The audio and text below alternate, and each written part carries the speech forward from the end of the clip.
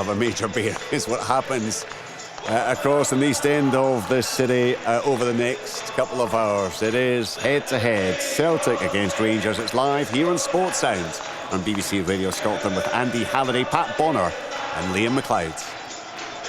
A very good morning to you. The sun splitting the sky here in Glasgow's East End, and an almighty match-up between two fierce rivals, neighbours, the best of enemies.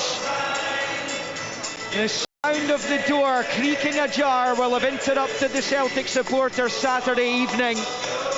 Those clad in maroon and white in the east will tell you it could be that the point gained in Motherwell yesterday may be a crucial one as Hearts chase an historic fifth top-flight title and first in 66 years.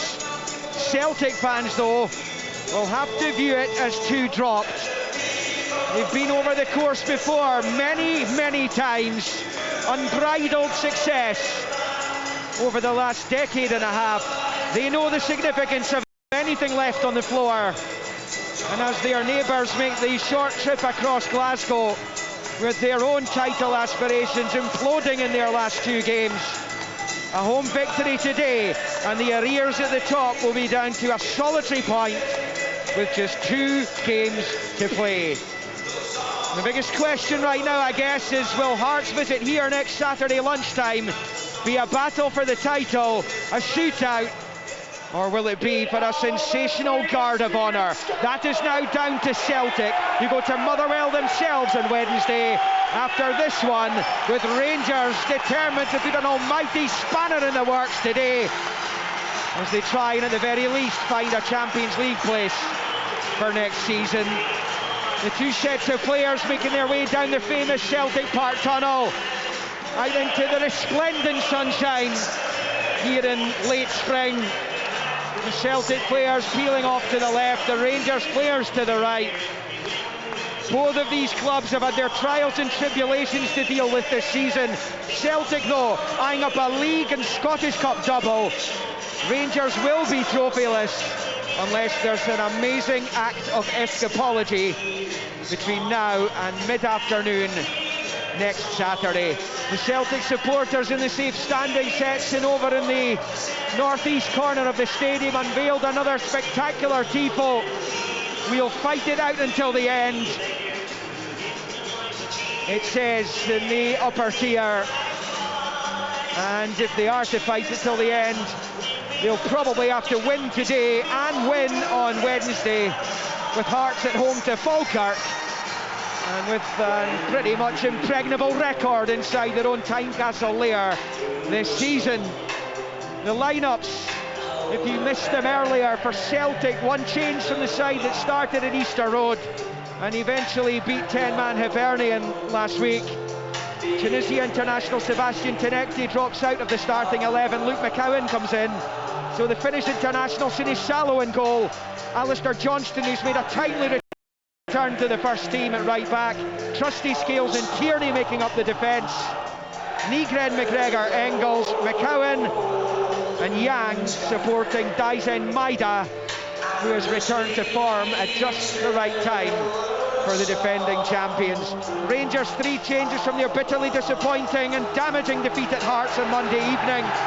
Romans, Barron and Antman come in for Sterling, Raskan and Scott Olsen. Butland in goal. Tavernier, who faces Celtic for the 47th and final time. Bujigan Fernandes in the middle. Romans on the other side. Barron, Chukwani and Diamondi in the middle. Antman and Moore on loan from Spurs will play either side of Youssef Sharmiti, whose record in the big games this season, Monday apart, has been pretty phenomenal, and he scored twice in Rangers' 3-1 victory here earlier in the season. The Celtic supporters with their green and white scarves held high above their heads, about 60,000 of them making the noise as they put club politics aside for another week at least, after a season-long battle with the board here and a perceived lack of ambition. Rangers are going to kick off the final derby between these two this season. They're going to shoot from right to left as we watch from the main stand. Blue shirts with the white collars, white shorts, black socks with the red tops.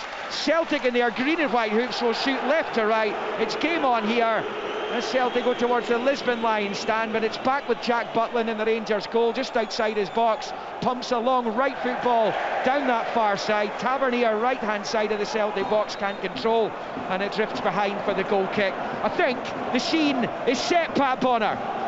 Yes, it certainly is. Atmosphere's fantastic inside the ground, and Rangers on the front foot, and from the kick-off right away, Butland playing up long, and they'll try to pin Celtic in at this moment in time and hope the Celtic might make a little mistake by trying to play out, and they've taken those goal kicks short at the moment.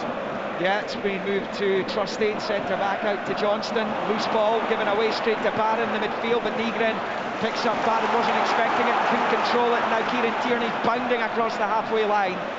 Midway inside Rangers territory. Over on that north stand side, lays it back to McGregor, who's back to Scales. Andy Halliday with us as well, former Rangers midfielder. Andy, you can have felt the first 20 minutes to be crucial today. Yeah, pivotal, sorry. We see the atmosphere in here. It's all about atmosphere control for Rangers. Well, can you get territory? Can you create a chance? Or even better still, can you get a goal that really silences this crowd? That was a good opportunity for Conor Barron. It was a loose pass for Engels. If he gets his touch right, then Rangers are on the attack. But you can see already Rangers taking a man-for-man approach for Celtic's goal kicks, trying to make it difficult for them to build out. Nick Walsh in charge, the on-field referee today. It's his 8th Celtic Rangers game. He was the man in the middle for the League Cup semi-final meeting between them. It's the 6th and last of the campaign. He sent off Rangers Telo Asgard during that game as it's rolled back to Butland under pressure from Maida. It's clipped forward with the right foot out to Tavernier. It comes off his head, but it breaks there to Nygren after the challenge by Yang Yun-jun over there. Starting on the left for Celtic today, it's back to Scales. And then he rolls it to Trusty midway inside his own half, out to the right there for Johnston, down the line for McCowan. Good challenging by Romans, wins it back for Rangers. Fed forward to Shermiti, now Diamonde dancing along the edge of the centre circle under pressure. It's a good challenge there by Tierney. Celtic win it back and dives in wide on his bike, driving down the left side of the pitch on the far side as he skips away there from Ziga. Rolls it infield to Engels, who hits it from distance. Butland with a save, but the rebound for Maida, he can't quite latch onto it. Butland grabs onto it with both gloves eventually. 0-0 in the infancy of this, almost 3 minutes in. It's perfect. Chutwani takes a loose touch, and you don't want to take a loose touch running about Daiza Maeda. Celtic pick up the attack. Engels lets loose. A lot of movement on it, but you're expecting Jack Butland to keep a hold of that. And as soon as Daiza Maeda's on it in a flash, he doesn't quite get the touch right, Pat. Chance fizzles out. Yeah, there was a movement on the ball. He's hit it with pace. The ball sort of moved all over the place, and I think he just got his body behind it and deflected away. And then when it fell to Maeda, he just was going with that pace again. Yeah, took a chance there. Maida putting him under pressure, and Butland rifles it high into the main stand. Johnston takes the throw in quickly, headed away by Fernandez. It's only half clear though. Celtic pick up at the edge of the box. McCowan goes down. No foul, says Walsh. And Fernandez picks up and clears, and now Barron, the Ant-Man, who flicks onto Moore, who's now at full stride, driving at the Celtic penalty area here. To the right, Shamiti shoots wide, not far away. Low effort, aim for the bottom left corner. Just about shaved the woodwork there in its way past. Celtic get away with one. It was 2-on-2. Sinisalo relieved as it goes past the right-hand post for the goalkeeper, and it stays Celtic 0, Rangers 0. Quite open in these early stages. Yeah, but it's end-to-end, isn't it? And that, of course, Celtic were looking for the free kick with Johnston high up the pitch. He's out of play, and then they break really quick with Mikey Moore, and almost like a 2v2 situation. Chermiti does really well because he drifts off into the space to allow Mikey Moore to pass him, and it was a decent strike, I've got to say, low and hard across the goalkeeper where you want to go. Just the accuracy was out. He's the one player in the Rangers team, Mikey Moore, Andy, isn't he, who's capable of that kind of excitement, that kind of energy. Yeah, he's the one that gets the bums off seats for a Rangers point of view when he's driving at that back four of Celtics. I actually thought initially, Liam, that he took the wrong option. I seen Diamande bombing down the left-hand side. I thought he was going to release him there, but chose Chermiti, and big chance for Rangers. Yeah, and Fernandez has put it out for a throw-in. He was under a bit of pressure, he panicked, he's put it out. It's a throw-in to Celtic, level with the Rangers penalty spot. on the left side. Tierney takes it short to Nygren. Back to Tierney, swings the cross in. It's too high for Maida. Johnston trying to keep it alive at the back end of the box here on the near side. He's done so, he's kept it in. Rolls it back to McCowan, to the edge of the box. Engels with the dummy. Maida wasn't on the same page. And it's clear by Nasser Jigat.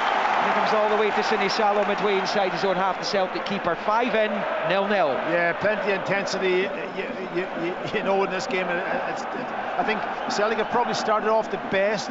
Rangers have given the ball away a few times in key positions. And Celtic have been just, with the crowd behind them, really quick in their intensity to go and close down. McGregor back to scale. Celtic on the attack. Yang at the edge of the box. Heavy touch allows Chikwani to make the challenge. Where's the break of the ball going to land? Eventually Connor Bannon is side through the deck there by Yang. Play on, but the ball was taken. It's bouncing and bobbling over on the far side. It will not settle. It has now settled the feet of Sharmiti for Rangers, but McGregor battles with him and wins it back. And just listen to this place. The Celtic supporters know the importance of it. They know this is a must-win. And you see that just 15-minute segment alone, Liam, the amount of 50-50s, the amount of duels, both teams flying into them. But I just think at this moment in time, I think Rangers look a little bit nervy, Liam. They just can't get their touch right. They look a little bit unsettled, and they're just giving Celtic the ball back far too much. Chikwani's fouled though by Engels, so that'll take a little bit of the pressure off and ease that pressure that they've been building on the Rangers defence. It's been a bitterly disappointing start to the post-split fixtures for Rangers. Defeat at home to Andy's Motherwell side, and obviously the loss in Edinburgh on Monday against the league leaders has pretty much destroyed any hopes they had of lifting the title themselves. The faintest of chances remain. It's up into the air from Tavernier, into the centre circle. Was that a foul on Engels by Sharmiti? Yes, it was. Free kick Celtic, just inside Rangers territory. Yeah, there's no need for Yusuf Sharmiti. It's a needless foul.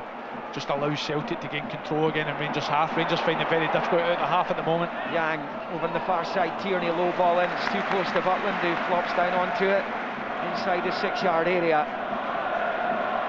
Jack Butland, who this time last year wasn't guaranteed to be the Rangers number one. He has been for pretty much the entirety of this campaign, as Barron is fouled this time by Yang on the far side. And as it's played back quickly to Butland, who launches it forward with the right foot. High ball up towards the halfway line. McGregor gets his head onto it, nods it forward. It breaks to Diamande, who then goes back to Chukwani and now to Fernandez, and swept over to the left side for Romans.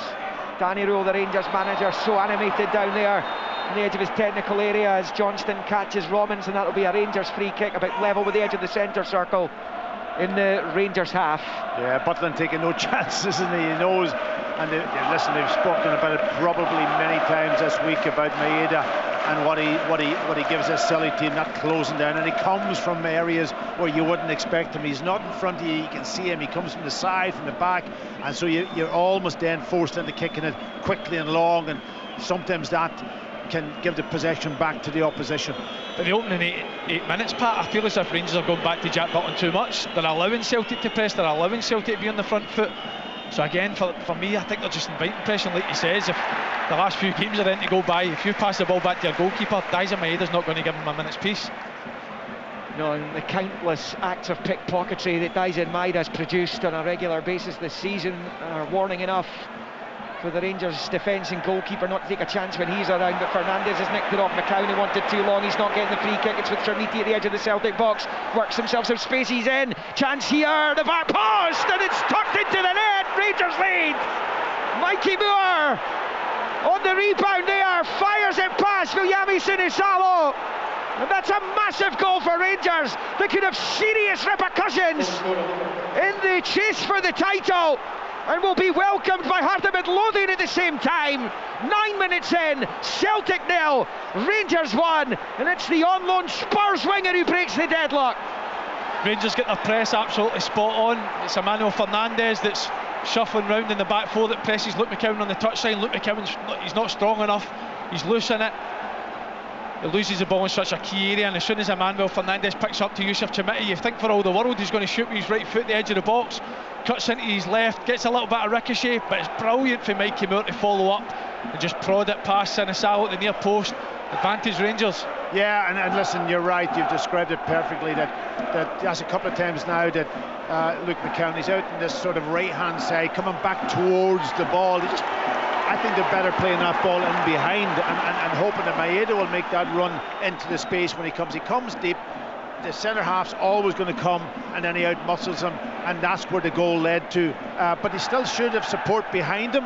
To ensure that's the ball in behind. That is the ball. Yeah, McCown looking for Maeda. He's found him right hand side of the box. Celtic looking for immediate retaliation here, but Barron on the penalty spot sweeps clear and out for a throw into Celtic on this near side. That might just open this game up a bit here. It's pretty open anyway. I think it is, Liam. Yeah, it's pretty open, but it almost changes the dynamic of the game again from Rangers going into the lead, and it's so vital for them that they get something out of this game. So to start in this way, to get the goal, they had a big chance earlier with Chermiti, and that. Here comes Celtic again. Johnston to Engels, slamming into the challenge was Robbins, and it goes into the main stand for a Celtic throw-in level with the Rangers 6-yard line. Well, it's the ideal start for Danny Rule there. He knows his title aspirations to have taken 2 massive hits recently, but here's Celtic cross into the back post, too high for Yang, sails behind the opposite side of the goal frame, and that will be a Rangers goal kick. It is 1-0 Rangers on 11 minutes. Mikey Moore with his 7th goal in Rangers colours. You've got to say also, Liam and Andy, that Chermiti did really well when he picked the ball up at the edge of the box. He had that little bit of skill to almost check, to the left and try to get a shot away, and that's then Mikey Moore. That gave Mikey Moore a chance to get up and support him. It's McCowan dallying on the ball though. It nicked off Fernandez and then stopped playing because he was expecting a free kick. Rangers took full advantage of it, and that's a huge blow for Celtic. Rangers looking to win for the 3rd successive visit here at Celtic Park as Ant-Man picks up on the right, attacking the right side of the Celtic box. He's into it, lays it across towards the penalty spot. It's blocked. Now the next goal in this is massive. Yeah, it's huge. I just feel at this moment in time now, you talked about atmosphere control at the start of the game, Liam. You just feel the atmosphere's changed completely from a Celtic point of view. I think they're shocked that the first goals came for Rangers in this opening 10 minutes, and it's how they respond. It's proper deflation for the Celtic supporters.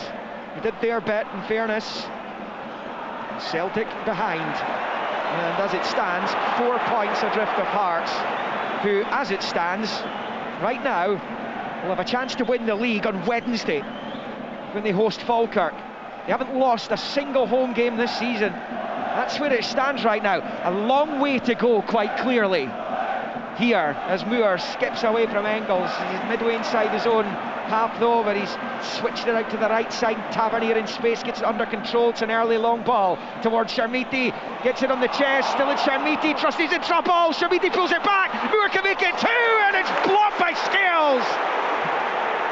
Well, I think the offside or free kick's been given. It's a free kick to Celtic, so it probably wouldn't have counted anyway. But Mikey Moore was looking to roll it into the net for a 2-0 lead. It stays Celtic 0, Rangers 1. Well, what they're doing really well, Rangers, is that they're getting Tavernier right up on the right-hand side.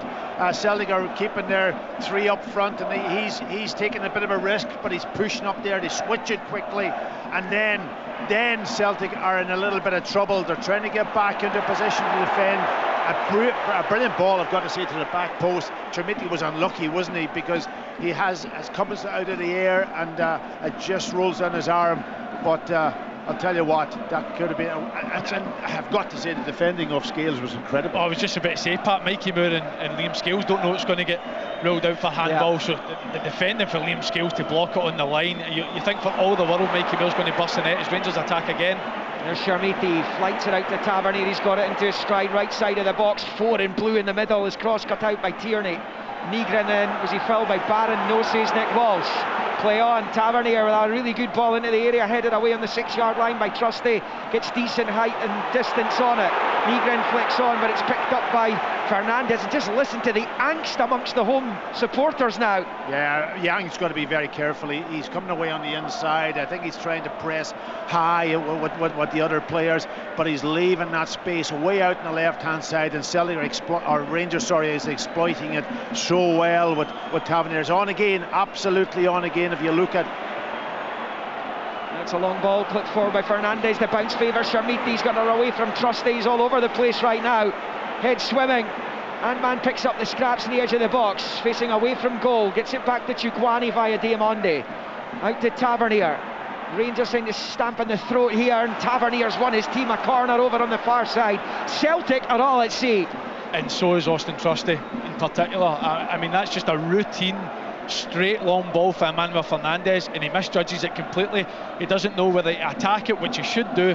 What he then does is he lets it bounce, and you don't want to let it bounce when Yusuf Chamiti's running on your shoulder, and Yusuf Chamiti makes a ball of it. Rangers recycle the attack, and now it's a corner, and this is a scenario where Rangers have been really strong this season. Yeah, and I'm looking at the edge of the box here, and Celtic, our Rangers have got two players free at the edge of the box. Celtic are all back picking up. They've gone short with a player. Rangers also drags out McCowan out onto that side.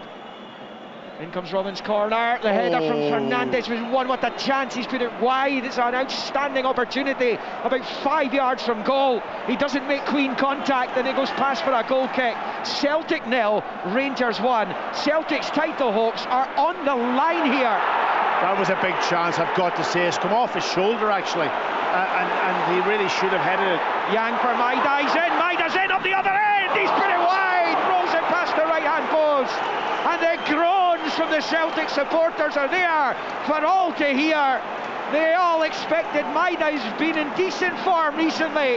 When he saw the whites of Jack Butland's eyes to be able to find the net, he's put it past. It stays Celtic 0, Rangers 1. It looked like he'd done the hard bit. Well, I was going to follow on for Pat saying Emmanuel Fernandez should score, and then 15 seconds later the play rages on. Yang does ever so well to slip Dizameda in behind, and you've got to say, Pat, that is where he just looks a little bit unconvincing at times when he's got time to think. It's a 1v1 situation, he just gets it all wrong. What a ball to play across. Yeah, playing it right across their own box. Rangers. Celtic pick up the loose one over on the left side. McGregor to Tierney, and back to Callum McGregor. Celtic 0, Rangers 1. We've played just about 17 minutes here at Celtic Park on Radio Scotland and on 5 Live as well, on the start of a huge afternoon of action of football at the business end of the seasons.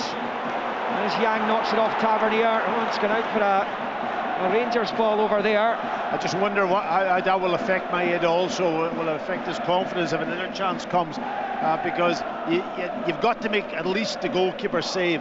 You know, he's tried to tuck it in that corner. I don't know how far wide it was, but it looked to me as if it's probably about a yard wide. It's a big goal there to hit. Martin O'Neill down there, caught in the crosshairs. Long looping ball forward is headed away by Trusty back into the Rangers half. Flicked on there by McCowan. Fernandez with a cushion header to Tavernier to his right, knocks it forward the outside of the boot. It's come straight to McGregor. Now it's Nygren to McCowan at the edge of the box. He's lost out to Romans, and he's so keen to atone for the error that led to the only goal of the game so far. And as Celtic behind at home, as McGregor knocks it out for a throw-in on this near side to Rangers. I mentioned earlier they've won their last 2 games at Celtic Park of today's visitors. They haven't won 3 in a row here since between August 91 and November 92. Yeah, the only positive is so early in the game that Rangers score, but then the negative is if Rangers get a second one, then it becomes a real battle for Celtic to get back into this game, because they haven't been scoring lots and lots of goals. They did find themselves 2-0 down across the city at Ibrox in March. Came back to salvage a 2-2 draw, but out with the 6-2 Scottish Cup win over St Mirren. They've not been banging the goals in. Rangers have. They've also been conceding loads as Diamonde catches Engels on the halfway line, and the yellow card's out. Was it Sharmiti in the end who made the final challenge? It is Sharmiti, so the yellow card for Yusuf Sharmiti. Yeah, just a little bit late he goes. The stamp, I think that's the one that's outlawed now, isn't it? When you go and you stamp down on top of a player. Yeah, he certainly lunges into it, and I think Engels just gets there first and prods the ball away with his toe. And if you're just that half second late and you catch someone in the foot like that, it's always going to be a booking. First yellow card of the derby goes to Yusuf Sharmiti. Chukwani's gone down off the ball. The whistle goes. Johnston's got the arms outstretched, the innocent look in his face. and it's going to be a Rangers free kick. Celtic have to do some serious regrouping here. Almost 20 minutes in, they trail 1-0, and they are in big trouble as it stands, Pat, again. Yeah, they are in trouble, but as I say, they have time to get it back. But you know, they're not going to change too much in the way that they play. They've just got to keep going and keep their composure.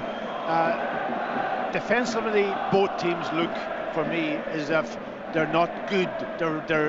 You can get at them, and that's the problem slightly. And it's down to Celtic pushing fullbacks forward. They don't have a holding midfield player. There's a really defensive one that can drop in there and help the two centre backs. Oh, Trusty took a chance into the box. He's managed to get it forward to McCowan down the right. Chikwani battles with it, wins the ball back, throws himself to the ground and wins the free kick. The ref didn't like the challenge by McCowan, who's had an inauspicious start to proceedings here. You actually feel, Pat, in the opening 20 minutes that both teams' best chance is actually out of possession with pressing the opposition at the top end of the pitch, because I think both back fours are just a little bit loose. They're playing these short passes and inviting pressure, and at this moment in time it's getting nicked, and for there it's leading to both sides' best chances. Nasser Jiga picks up for Rangers and shifted out to Ant-Man on the far side. Infield to Chikwani. It's low ball forwards cut out by Scales. Yang picks up on the far side. Manages to scramble it forward to Benjamin Nygren, who skips infield midway inside the Rangers half. He goes down, no foul. Yang picks it up anyway and finds Engel. Square ball to Johnston to the right. They're creeping closer to the box. They're in it now with McCowan, but his pass is blocked by Romans. McCowan picks it up again at the right angle of the area. Back to Callum McGregor. Sweeps it out to Tierney, left side of the box. Delicate chip ball in. Nygren wins the header, but he puts it well wide. Really weak as well. Celtic's top scorer. And it stays Celtic 0, Rangers 1 on 21 and a half. Yeah, it was a little kind of a dinky kind of cross from Tierney. Normally you see him sort of had a little bit of pace on them, and it was difficult for Nygren. I think it was behind him slightly also, and he couldn't get his head to direct it on target, and he couldn't get any power in it either. I think it would have been fairly easy for Butland if he did get it on target. Long ball from Jiga up to the halfway line, headed away down back into the Rangers half by Scales, picked up on the far side by Tavernier, who gives it straight to Tierney. Loose balls from both teams. It's been a really scrappy game so far in terms of quality. Lots of unforced errors, one of which has led to Rangers leading 1-0 as Trusty rolls it along the grass down this right side for McCowan. Back in his left side, he's managed to squeeze it through to Engel's right side and 6-yard ball! And it's not caught by Yagudjun! Celtic level!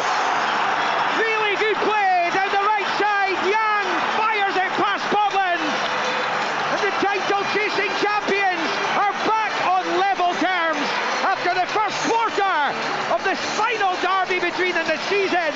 It is Celtic 1, Rangers 1. Well, I tell you what, you talked about Luke McCowan atoning for his error. It's a fantastic reverse pass. He cuts in his left foot. You think he's going to whip out of the box, but he just reverses it, goes through two Roman's legs. Engels makes that little run, and he does ever so well to pick out Yang in the box. I think from a Rangers point of view, we'll just be wondering how he's so free for the penalty spot, but take nothing away from him. Gets his knee over the ball, keeps it low.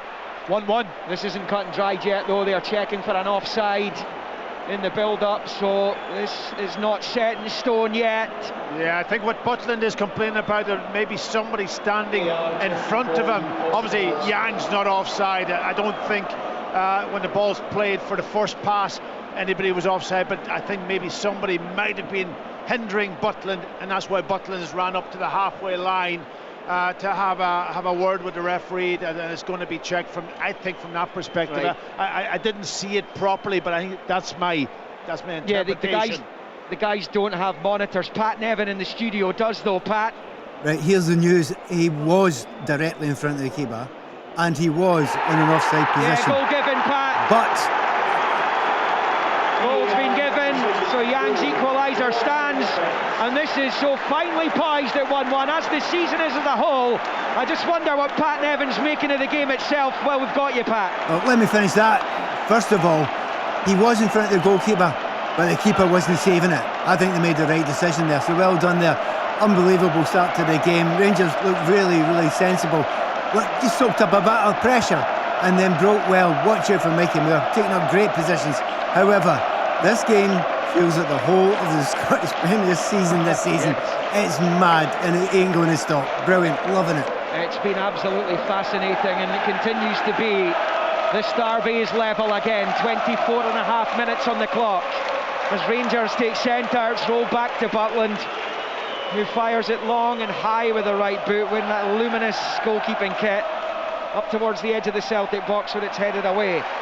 McGregor, now Tierney, rifles it high down the left-hand side. Chiga's onto it, Nygren wins it back.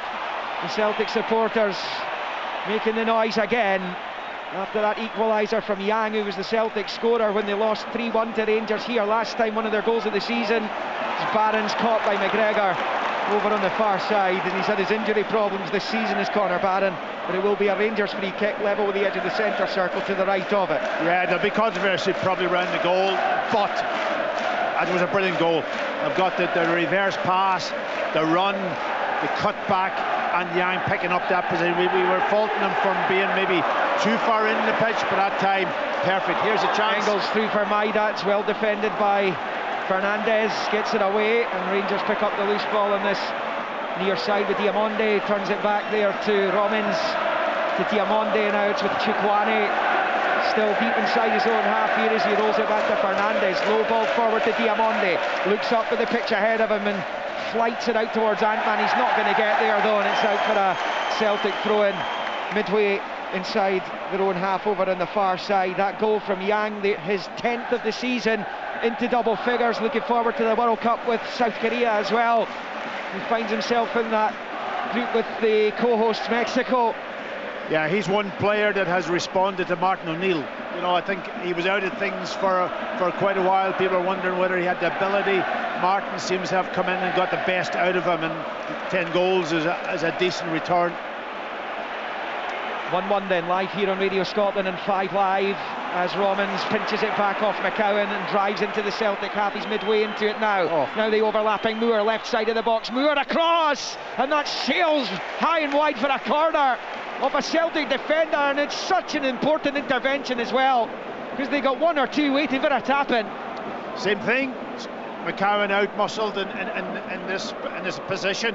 Romans running forward and picking out, and Mikey Moore, Pat Nevin did mention about his position. Again, he's on his back, ball's played into his path, and again a great interception by Liam Scales. He's been the best defender among the two centre halves for me. He's had some really important interceptions so far in this game. Yeah, it's really good from two Romans. Rob's Luke McCowan again, but I love the fact that he's drove at the back four and he's timed the pass perfectly into Mikey Moore. Mikey Moore just tries to bend it round that back four with the outside of the foot, but it's outstanding defending for Liam Scales. So easy to get that one wrong and it diverts into your net. Romans corner, it's into a dangerous area in the 6-yard box. A Celtic head gets onto it. It was Tierney who managed to get it half away. Moore picks up at the edge of the box. He's been ransacked though, and Celtic are away, and they've got waiting numbers here. Nygren across the halfway line, options left and right. He's almost got too many of them. Slips it into this side for McCowan, and Fernandez makes the block, and Rangers get away with it. It's absolutely outstanding defending for Nasser Giga. Celtic are 5v2. I mean, it looks for all the world they've got to get at least a shot on goal, but take nothing away from Nasser Giga. You're watching him, he's sprinting back 60, 70, 80 yards. He gets that all-important touch to divert it to safety.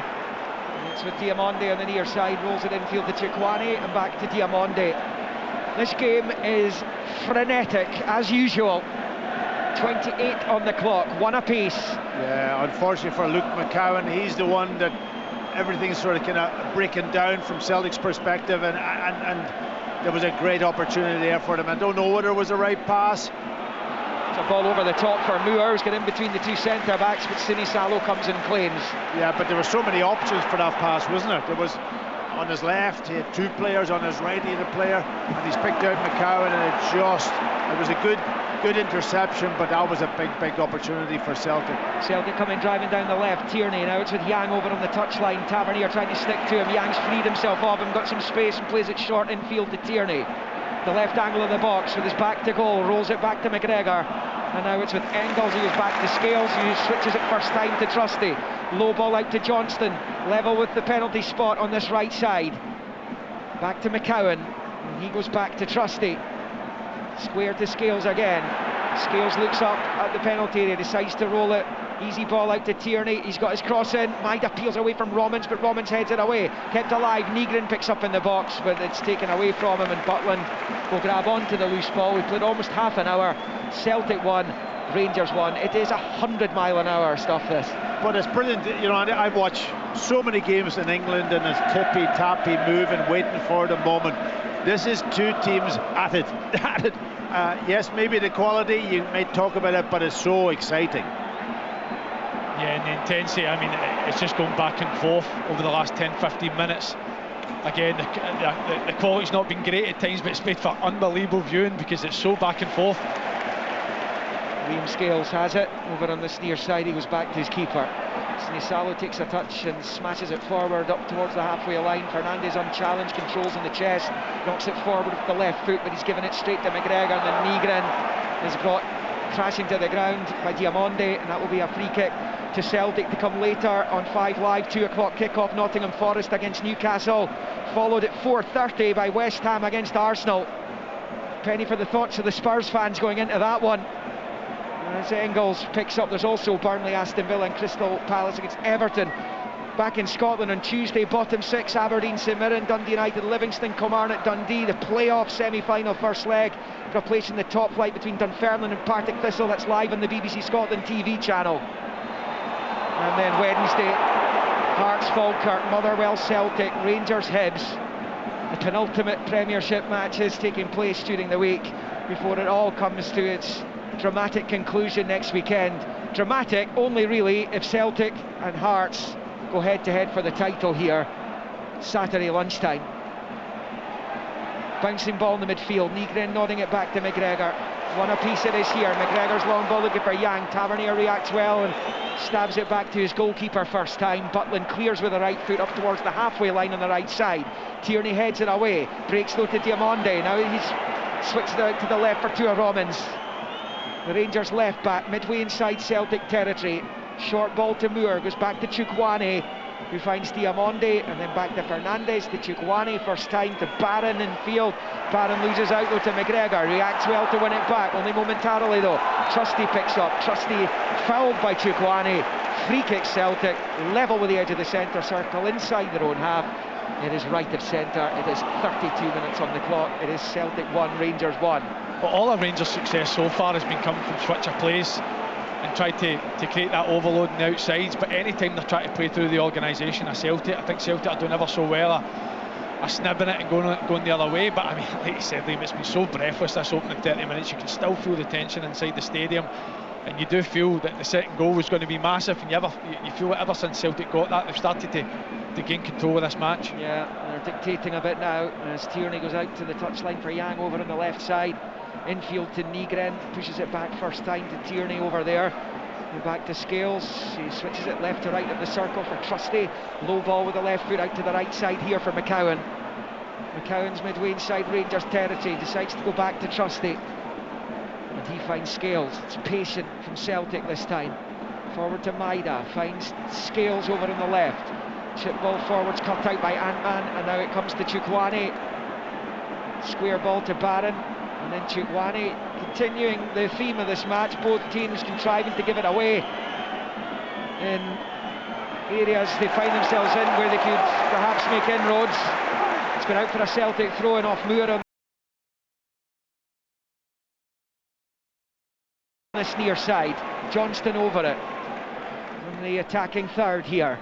Johnston to Maida, back to Johnston to Nygren, back to Johnston. His low ball in field's gone straight though to Fernandes. He does well to side foot himself, sidestep away from Maida, looks up, right foot ball forward for Sharmiti, trying to get it in behind Tierney, which he has done. Tierney reacts well, slides in and puts it out for a Rangers throw-in, level with the Celtic 18-yard line over on the north stand side. The Rangers right as they attack the goal to the left. It's incredible, it's going from almost end to end at times, and there's no time to really settle down and try and keep 5 or 6 passes. Is almost two teams really putting an incredible effort into it. Now whether that will just dissipate later on as the game goes on, that might be the case, because you can't keep this intensity up for 90 minutes. 11 minutes of the opening 45 to play. It's a long James Tavernier throw it into the Celtic box, which Scales heads clear.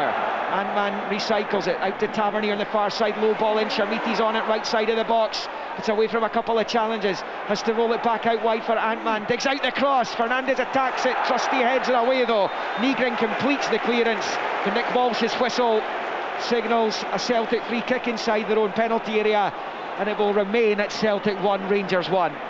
It's great defending by both centre-halves, you've got to say. Liam Scales initially defend a long throw, Rangers again recycle it well, and it's a good pick out for Oliver Ant-Man, just stands it up into the middle of the 6-yard box, and you think for all the world that Emmanuel Fernandez is just going to crash it into the back of the net, but Austin Trusty does ever so well to just get there in front and win the foul for Celtic and relieve a bit of pressure. Mikey Moore gave Rangers the lead on 9 minutes, cancelled out by Yang Hyun Jun on 23. The story of the game so far, the story of the season, will be penned in 6 days.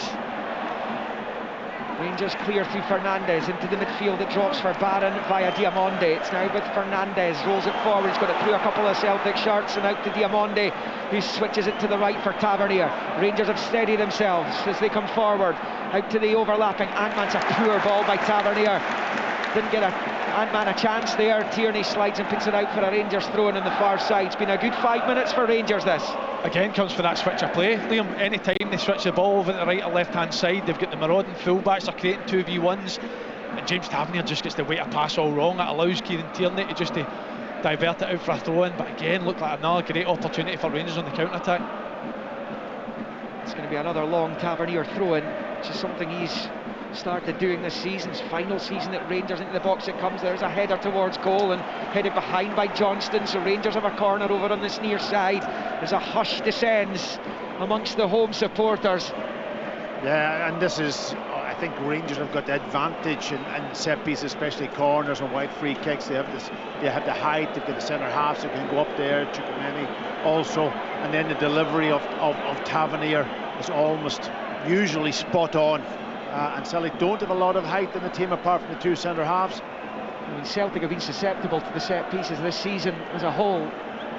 In swinger from Tavernier, main stand side, the Rangers left, and it comes. It's very deep towards the back post. It's going to sail behind for a goal kick. There was a blue shirt at the back post, managed to get a touch, but he can only help it on its way behind for the goal kick to Celtic. Celtic 1, Rangers 1. 37 minutes played. Yeah, I did say that Tavernier normally gets them spot on. This time he didn't. It was hit too long. Maidas, lovely control, lovely play as he gets it out to Engels on the near side, chips it forward. It's Tavernier who puts it out for a throw-in to Celtic, who this time it is they who come forward. Their grip on the Premiership trophy has been a lot looser this season than it has been, having won 13 of the last 14 top flight titles in this country, and the only one they didn't win was played behind closed doors, an invincible Rangers side under Stephen Gerrard. But generally speaking, they've been the top dogs for a while now, and it's under all kinds of duress from the capital this season. Nygren picks up for Celtic, they're high up the pitch here. Lovely play, Tierney shuffles away from his man. This cross is cut out at source though by Tavernier and bounces out for a Celtic throw-in, level with the Rangers penalty spot over on that left-hand side. Nice little bit of body movement from Kieran Tierney there. Just took the full-back out of it, just couldn't get his cross in. Swept into the Rangers box, headed away by Emmanuel Fernandez. Up towards Diamonde. Goes down. Is he getting the free kick? He will, if Rangers don't have an advantage. The ref's given him the advantage, but Johnston smashes into the challenge on Moore, and there could be cards coming here. Johnston's going to get one. The Celtic right back, he's booked for the challenge now. The interesting thing here is Nick Walsh allowed Rangers an advantage there, and it looked like he blew the whistle to bring it back for the initial free kick. Johnston's foul on Moore happened after he'd made that decision. Johnston still finds himself in the book, and Rangers have a free kick. Yeah, I think Alistair Johnston's studs are shown, but it just determines how the height was. I think the height was probably low enough that it merits that yellow card. We don't have the beauty of the replay, but I just feel as if that's probably the right decision for Nick Walsh. It's funny that it was an advantage for Rangers, but ended up an advantage for Rangers in the other I think Liam's, you're picking up on the rule itself. Well, my do you point give the is free that, kick and then you put somebody after, do you give the first? I mean, that effectively wasn't part of the game because the play had been stopped before Johnston made the challenge. Now, it's well worthy of a yellow card as a challenge, but it looked like Walsh had brought the looked like he'd blown the whistle before Johnston slid into it. But anyway, I'm sure Tom and Pat and we give them that job to check the rules on that. You hear from the guys at half-time, which is just over 5 minutes plus stoppages away. Celtic 1, Rangers 1. It's still a scoreline that suits Heart of Midlothian right now. Long throw in for Celtic down the far side. Giga's onto it. Clears. McGregor's loose from him, which is unusual. Diamonde pinches it off him. It's now with Tavernier on the right. Dinks it forward. Long ball with the right foot. Down the right side. Scales facing his own goal. Touches it back to Sinisalo. He's at the edge of his 6-yard area. Plays it first time to Trustees under no pressure here as he takes it at walking pace up this near side. He is under pressure now from Diamonde. It's fired forward, long ball for Maida, headed half away. McCowan has it. McCowan gets away from Barons, away from a couple, looking for Maida. It could be in. Goalkeeper, not quite. Yang breaks too. Left hand side of the box to Nygren, chips it back across and headed away by Giga. Out to the far side, it just looked like it opened up for Dyson. Maida that nicked off him at the last. Laid back the left angle of the box for McGregor and out to Yang. Bends the ball in, it's way too close to Butland who holds on. And it stays Celtic 1, Rangers 1. Big chance, could have went either way and it went Rangers' way. Again, McCowan got away this time. It was the first time he's really got away from a tackle and then slipped the ball into. Is a chance for Rangers on the counter-attack. Long ball, Sharmiti down the left, Trusty for company now. Sharmiti holds him off and holds it up. He's level with the Celtic penalty spot, rolling it underneath his right boot as he moonwalks back towards the touchline.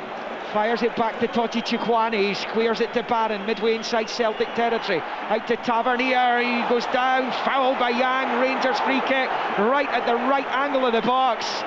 Now, Rangers have got that free kick. Yang's actually ended up making that challenge because the ball didn't have enough on it to get it to Tavernier, who had to move into a position where Yang eventually fouled him because there wasn't enough juice on it.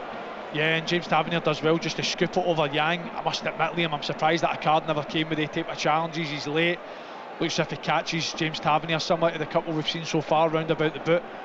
It's another dangerous position for Rangers, and the one time that they've got their set piece right, it's got it bang on the money. It's created an unbelievable chance for Emmanuel Fernandez. The rest of the deliveries haven't been quite right, but again, it's another great opportunity for them on the stroke of half time. This has been absolute chaos.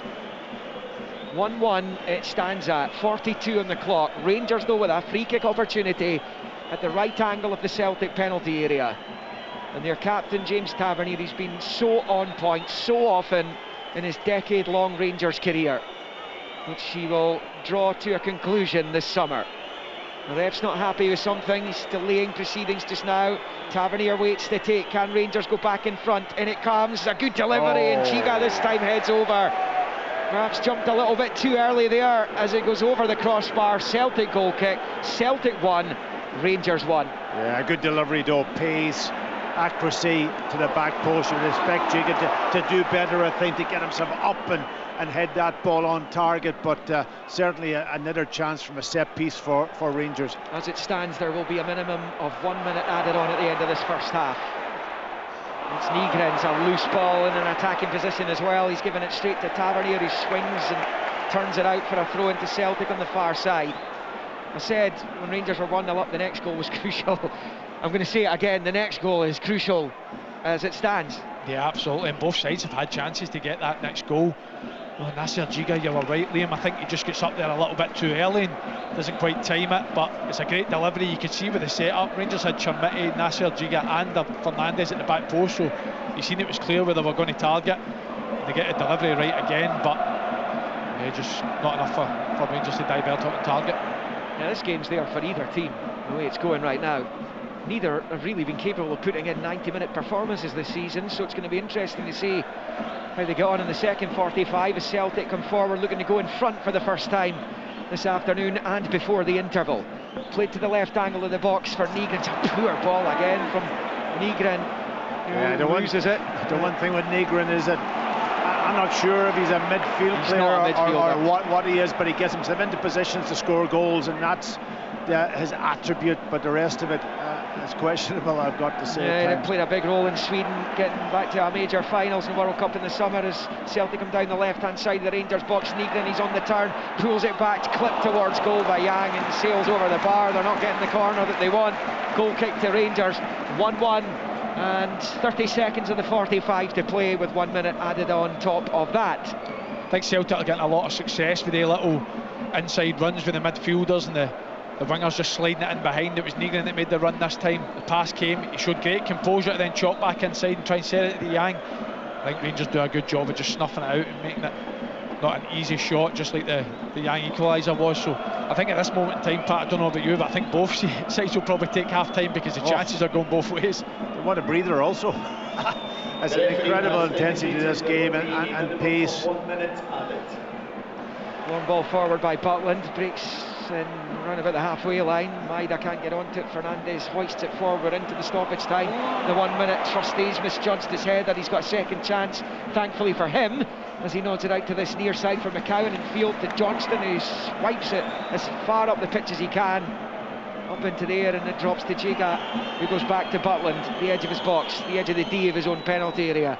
Long ball with the left foot, right down the throat of the pitch again, and Moores after it once more. Johnston gets there to help Trusty out. Offside flag's gone up anyway, and it will remain 1-1, and that, Andy Halliday, looks like it's going to be the half-time scoreline. Yeah, it does, but again, Liam, listen, the offside spares his blushes, but again, Austin Trussey's not reading the situation. It just happened again 10 seconds earlier, but again, he's letting the ball bounce instead of attacking the ball. He doesn't drop when the ball's in the air, and I think for Austin Trussey's point of view, I think he's lucky the offside flag ends up going up. Well, we played the minute. Celtic still come though with McGregor. Nick Walsh has the whistle to lips here. He's about to blow for half-time, and he has done now. Callum McGregor with his arms outstretched, wondering why that attack wasn't allowed to draw to its conclusion. And in fairness to the referee, we'd gone beyond the minute. He was allowing the attack to continue until it was passed back the way. So it is half-time at Celtic Park. It's been frantic, it's been frenetic, it's been chaotic, it's been absorbing, it's been tense. So much riding on the outcome of this one, not just for these two clubs, but a very interested Derek McInnes and Heart of Midlothian as well. They stand on the cusp of history, and as it stands, it's still a result that will suit them. But Celtic have come from behind, they've reacted well. Mikey Moore on loan from Tottenham Hotspur, giving Rangers the lead on 9 minutes on the rebound from a Sharmiti shot as he fired home at the near post. Yang Yoon-jun though with his 10th goal of the season, drawing Celtic level after good work by McCowan and Engels. Engels pulled it back, Yang fired it home just to the left of the penalty spot to draw the champions level. But my goodness, they have become embroiled in a battle once again. 3 points have not been easy to come by for them recently, and this quite clearly is going to be another example of that. At the interval here in Glasgow's East End, in the final derby between them this season, it is Celtic 1, Rangers 1. Celtic versus Rangers. Celtic Park roars! The Old Firm derby. Live on Sports Sound on BBC Radio Scotland. Oh! Incredible stuff here! Scottish football lives here. I'm Ruben Pallister. That's Niall Kennedy. On BBC iPlayer. Ruben is the best and the worst thing all at once. You still think of him as the boy you grew up with? From the writer and creator of Baby Reindeer. He's a psycho. I will put you to sleep. Do you understand? Starring Richard Gadd and Jamie Bell. I'm the reason you have meaning in your miserable life. I hate everything about you. Half Man. We might not flow through each other's veins, but we flow through each other's brains. Watch on BBC iPlayer. This is Sports Sound with me, Richard Gordon. Half-time at Celtic Park. It is one apiece. The live table shows Rangers on 70 points and officially no longer able to win the title. Celtic on 74, Heart of Midlothian on 77. And of course, Heart still with a 5-goal advantage in the goal difference, should it come to that. But of course, an awful lot can change in the next 45 minutes. For the most part, That Pat Nevin was a hugely engrossing 45 minutes, wasn't it? It was fantastic, the amount of chances there were, the way the game ebbed and flowed. There was a period of time at the start you thought, for 10 minutes, Celtic, you can't keep going at that pace, because it was extraordinary, but they were dominating the game. But Rangers, when they broke, they looked incredibly dangerous. I mean, for the start of the game, Chimiti was actually bordering on unplayable for a period of time, and that left a lot of space for Mikey Moore. But then Rangers also then started to use the physicality from set pieces, and they look seriously dangerous from set pieces. They could have scored 2, maybe 3 from set pieces already, as well as the goals they have scored. Whereas with Celtic, when they got over the shock of that goal, they actually started to play nice, neat football. And by the way, Celtic's goal was a beautiful goal to watch. The build-up was a classic. It was a very well-worked goal. It was, as you say, it was right up there. There was a wee bit of controversy about it, and you were quick to point it out to us here in the studio. Nygren certainly standing in front of Butland and certainly offside at that point. But actually, you feel it was the right call by VAR to allow the goal? It's one of those ones, as a football person, I'm saying you let that goal stand, because he's hit the shot. Celtic players directly in front of Nygren, as you say. The keeper's never getting that. No. He's not getting near it. Doesn't even, I mean, many a keeper might say, yes, I would have seen it or I would have moved. I don't think he's getting it. But if you go and look by some people, the way they read the rules, they'll say, no, he was unsighted, he can't see it. So you don't know how he would have reacted. So it's a classic one of those ones where you whatever way you go, the referee will get a bit of stick about that one. Oddly, whoever scores that, whether it's Celtic, Rangers or anyone, I would want that to stand, because I don't think the keeper's going to get it. I mean, by the time the ball's in the net, there's clear distance between Nygren and Butland. And actually, if you look at it again, Butland is diving, irrespective of the fact Nygren's there. Butland is already diving. And as you say, doesn't get anywhere near it. Celtic very relieved that that decision went their way quite clearly, because you were just beginning to sense, the boys were touching about it in commentary, the feeling within the stadium was changing, wasn't it? Because Rangers had big chances up to that point. And phenomenal chance. Even if they went 2 up, you never know. But then again, Celtic versus Rangers, madness will and always does ensue. But there were those periods. Again, those headers we were talking about. I mean, Fernandes should have scored. Yeah. Absolutely should have scored. Right at the end there, Giga. I think he should have scored as well. So they definitely had the chances. And there was a nervousness. Of course there was. There was a tension. There was an uncertainty. But they absolutely needed that goal to calm it down a little bit. But isn't that almost every single Celtic Rangers game, Rangers Celtic game you've ever watched? It's like that. You are going to have that period, or those different periods. And even early in the season, we chatted before, the game where Celtic were 1 up at half time here at Celtic Park, and you thought, well, they're cruising. And then they get absolutely battered in the second half. You cannot read this game. It changes so much, and this has been such a typical version of it. We talked about the Rangers' chances. Celtic did have the early strike from Engels that Butland kind of shoveled away, and my goodness, there was movement in that ball. Maida's been in behind a couple of times, one shot past, the other one, it was a fine challenge, I think, by Giga to stop him from properly getting his shot in. Tom, are you any further along 45 minutes into having a clear feeling as to how this one's going to turn out? No, not a clue. I'm even more confused now than I was before. I think Rangers have started this game really well. They're very competitive. Chermiti is a menace. Mikey Moore would be more of a menace if he had more than 9 touches of the ball. That's incredible, isn't it? Because his 9 touches have been excellent. Yeah. I mean, I'm not a footballing tactical genius here, but get Mikey Moore the ball might be a good way to go on this, because he's a lovely footballer. He's very creative. He's scored a goal already. And Celtic will have their hands full. So they've got to bring Moore into the game more. The issue here, right, and it's the same, I said the same at halftime at Tynecastle on Monday night. Rangers started that game obviously very, very well. They had the lead. But Rangers have a habit of imploding. We've seen it so often this season. I would say the same again now. So have they learned the lesson? Didn't learn it that night. Didn't learn it before Monday night, because they went the same way as they had gone against Motherwell. Have they learned it now? Because if they have learned it now, then we could have a very, very interesting second half. If they haven't learned it, and their mental strength and their bottle, quite frankly, goes again, Celtic will win this game. So this is a game of football, it's a game of psychology as well, and it's absolutely riveting. So that being the case, Pat, is it a very, very important 15 minutes break for both managers down there? It's massive for, obviously, Martin O'Neill, because, you know, I mean, the Celtic fans are going to love him whatever happens. It doesn't really matter. But he knows that, you know, if you don't get this one right, get his players out with the right attitude, also in the right tactics as well. I was thinking of one of the things about Martin O'Neill. If you look back at the real great times when he was in charge of Celtic, how big and how physical they were and how much they used that, and they are currently suffering against that just now is exactly, and there's not much you can do about that just now, because the likes of Carter Vickers not being available makes a big difference to them.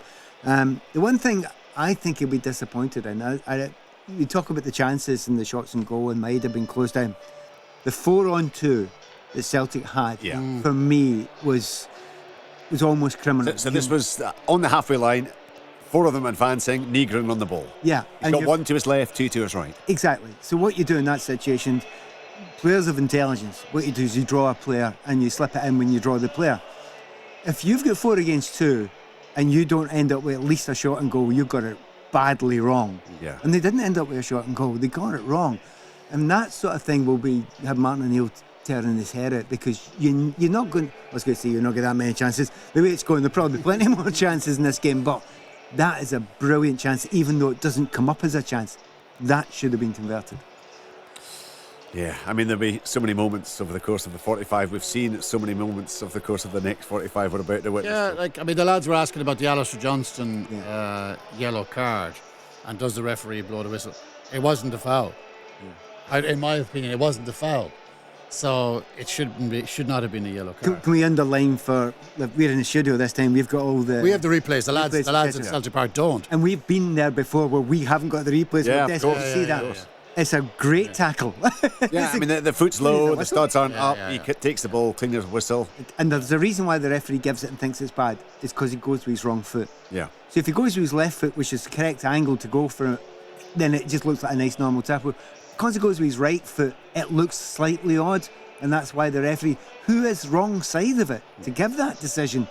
But I understood why he did it, and it's really unfair, and not only Johnson, but the lads in the commentary as well. But I mean, this is the thing, when he has the yellow card now. Yeah. You wonder later on in the game, as things get feisty, both of them need to win this game. I think tackles will be flying, it'll get hot and it'll get heavy. If Alistair Johnston gets the second yellow, having not deserved the first one, I mean, who knows? You expect the unexpected in this season. There are plenty of players that go in a yellow card and they shouldn't have had a yellow card. You then manage it. You must then manage it. He's experienced player, he should be able to. So Celtic, clearly, I mean, Martin O'Neill said to us beforehand, like, a draw probably isn't good enough. We need to win this game, so they will be keen to win it. You just know the Rangers will be keen to win it as well. It might be that it's a forlorn hope for them in terms of the title, but of course they can do their bit to try to prevent Celtic from winning. So, I mean, all that, I think, guarantees the next 45 minutes are just going to be quite as spicy as the first 45. I can't imagine a way it won't be. No. That's the point. And of course, there are going to be tactical changes, but there'll possibly be personnel changes as well. So that's going to bring into it. And each one of those changes are going to be some of the biggest changes that are made in this entire season. And it's one of those ones where, at the moment, as we speak just now, Hearts are big favourites to win the league, aren't they? If Celtic score, do you still say the same thing? And that they've got a home game? Yeah. Against Hearts to come. It is so balanced. It is brilliant. I mean, right now, Jarek McInnes and every Hearts fan everywhere is thinking, right, let's just pray it stays the same. I wonder no more goals, no more incidents, no shots on target, nothing. As 45 minutes of nothingness will see. Yeah, I mean, you would imagine Derek McInnes is watching. Just he still has Celtic to play in a week's time, and as you know, Pat, football managers, you always want to see the most recent performances of the teams. There might have been the temptation just to leave it be, but I would imagine an awful lot of Hearts fans, and I know if it was me and I was personally involved and it was my team and 2 other teams were playing under these circumstances, I think I would just simply put the phone down and take the dog for a walk and come back in 45 minutes time. Sadly, I'm a glutton for punishment. To watch it all and to see.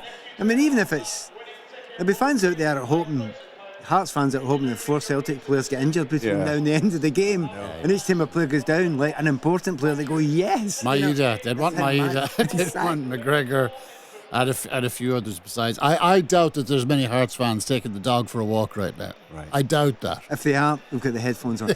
Yeah. I mean, it's great though. It will feel the, the next 45 minutes for those Hearts fans, assuming it's set, and particularly if it stays this way, or indeed if Rangers go in front. It's going to feel 45 minutes is going to feel like 45 hours as they edge ever closer. Plus X number of minutes added at the end. With eight last night at Motherwell. I mean, this is great though, isn't it? It's pure theatre. Don't want to worry Hearts fans, but a couple of players at Rangers. I don't think Diamandi's done a lot today. And there's a couple of there you think there's more to come for you. You've got to ask a little bit more of yourself. So, I mean, Rangers can play better than they've played in the first half, and they've done all right. Do they have the bottle? Do Rangers have the bottle to go again? They've played well in the first half. They played well in the first half against Hearts on Monday night. Can they go again? And that's a big, huge, ginormous question mark above every one of their heads. I'll give you another question then. Who's the pressure on now? It's all on Celtic. Yeah. There's no pressure on Rangers just now. There's slight pressure of their fans wanting them to do well, the professional pride. You've got all that. You've got that in every single game in your life. But you can actually go and play and enjoy your game to some degree. But I think Rangers need a bit of pressure for them to focus, because otherwise they lose their way. And I don't think a lot of this now is to do with Rangers' mental strength. We know Celtic are good finishers, as in they score late, they win games late. Yeah. We know they will go to the wire. We know that about Celtic. They've done it so many times. Rangers, we don't know. We know that too often they go the reverse way. They lose games late on. Yeah, I mean, but it's been bizarre, hasn't it? You think of the recent run, Falkirk, first half, getting blown away by Falkirk. They end up, second half, they're outstanding and win 6-2. Yep. Tynecastle, they play very well initially, and then Hearts, of course, blow them away. Motherwell completely played Rangers off the park, first half in the 3-2 game. Rangers get themselves back into it again, albeit Motherwell did ultimately win it. And Rangers v Celtic, 2-0 up at Rangers, 2-0 up at half time. Draw 2-2. The other side you got, if I'm sitting in there, if you're a Celtic player sitting in there, you think we could be playing really, really well. We could be controlling this game. Rangers just need a corner. Yeah. Or a free kick. Tavernier, last Old Firm game. And when you know that you are second best to some degree. By the way, I've just seen this again. That booking we were talking about. It's a really clean tackle. He gets the ball. The referee could argue that in the follow-through, he then catches the leg a wee bit. So he could argue that. So, we've had... So that's Johnson or Moore, Yeah, so to some degree you can say, right, it wasn't an initial foul. He gets the ball clean. But was he too aggressive in the follow-through? That's what a referee could do.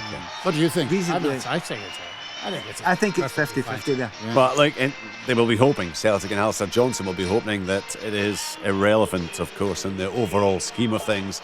The Celtic players are making their way back out, and we can see immediately that amongst those Celtic players is Sebastian Tinekti, who is coming on for the second half. You'd imagine perhaps for McCowan. We'll get that confirmed. But he is making his way out, and it is indeed McCowan that he replaces at the interval. The Rangers players will be out shortly. Back with Pats, Nevin and Tom English a little bit later in the programme. Right now, live commentary coming up on Sports Sounds. BBC Radio Scotland, Celtic 1, Rangers 1, Andy Halliday, Pat Bonner and Liam McLeod. Welcome back from Celtic Park. And that Celtic change confirmed as Sebastian Tinekti replaces Luke McCowan. It's the same Rangers 11 that come out for the second 45. It might be advisable to get the seatbelt strapped in for this, because this will be another roller coaster ride for sure. The sixth and final meeting between them this season, including extra time and penalties. Celtic have won 2 to Rangers 1, while the other 2 have been drawn. Celtic haven't beaten Rangers inside 90 minutes since a 3-0 victory here in September 2024. That's something they're going to have to put right. You feel if they're going to win the title, as they kick off, going right to left in the green and white hoops towards the Jockstein stand off to our left. We're in the main stand high above the away dugout. Rangers in the blue shirts, white shorts, black socks with the red tops, shooting towards the east end of the stadium. And the Lisbon line stand as Sinisalo finds Trusty, and out to Johnston, low ball forward to Maida. He's managed to flick it out to the right there for Yang, who switches over to the Celtic right flank for the second half, of Tenecti now on the left. Maida picks up deep inside his own half, back to Trusty, who rolls it to Sinisalo. Let's get the immediate thoughts of Pat Bonner at that Celtic change. Tenecti on for McCowan. Yeah, well, he struggled, let's face it, in the first half, McCowan, but he's not, for me, a wide player playing that. I think his best attributes is inside, closing down, making runs, passes, and he's not the biggest and strongest, and that showed up in that first half. So I'm not surprised in one way that they would make the change, but he's gone early with the change right at half time. I thought he might have left it maybe for another 10-15 minutes and then bring Tenecti on. The problem with Tenecti is that, can you trust him, and will he do a job on Tavernier if Tavernier keeps popping up wide on that sort of almost right hand side? Will Tenecti be able to deal with him if Tierney's pulled inside? It's going to be a Rangers free kick meantime over on the left for Tour Robbins. Midway inside the Celtic half, comes into the box, headed away by one of the smallest players on the pitch in Dyson Maida, and now it's with Nygren. Good control, but a good challenge by Robbins. Rangers win it back in the middle of the pitch, and it's Tavernier knocking it out to the Rangers goal scorer Moore on the far side. Here's the visitors in the ball with Chukwani. It goes back to Diamonde, and then Chukwani finds Barron. They're all out of position at the moment, the Rangers players, having been up the pitch for that free kick opportunity, so they'd be careful not to give it away. But Fernandez has been fouled by Callum McGregor, who wags his finger at the decision made by referee Nick Walsh. One apiece here, a couple of minutes into the second half. Yeah, he just steps across Callum McGregor's run, Manuel Fernandez, and I mean, Rangers had to get the foul there, because if they didn't and Callum McGregor wins that ball, they're on the attack with 4v3 again.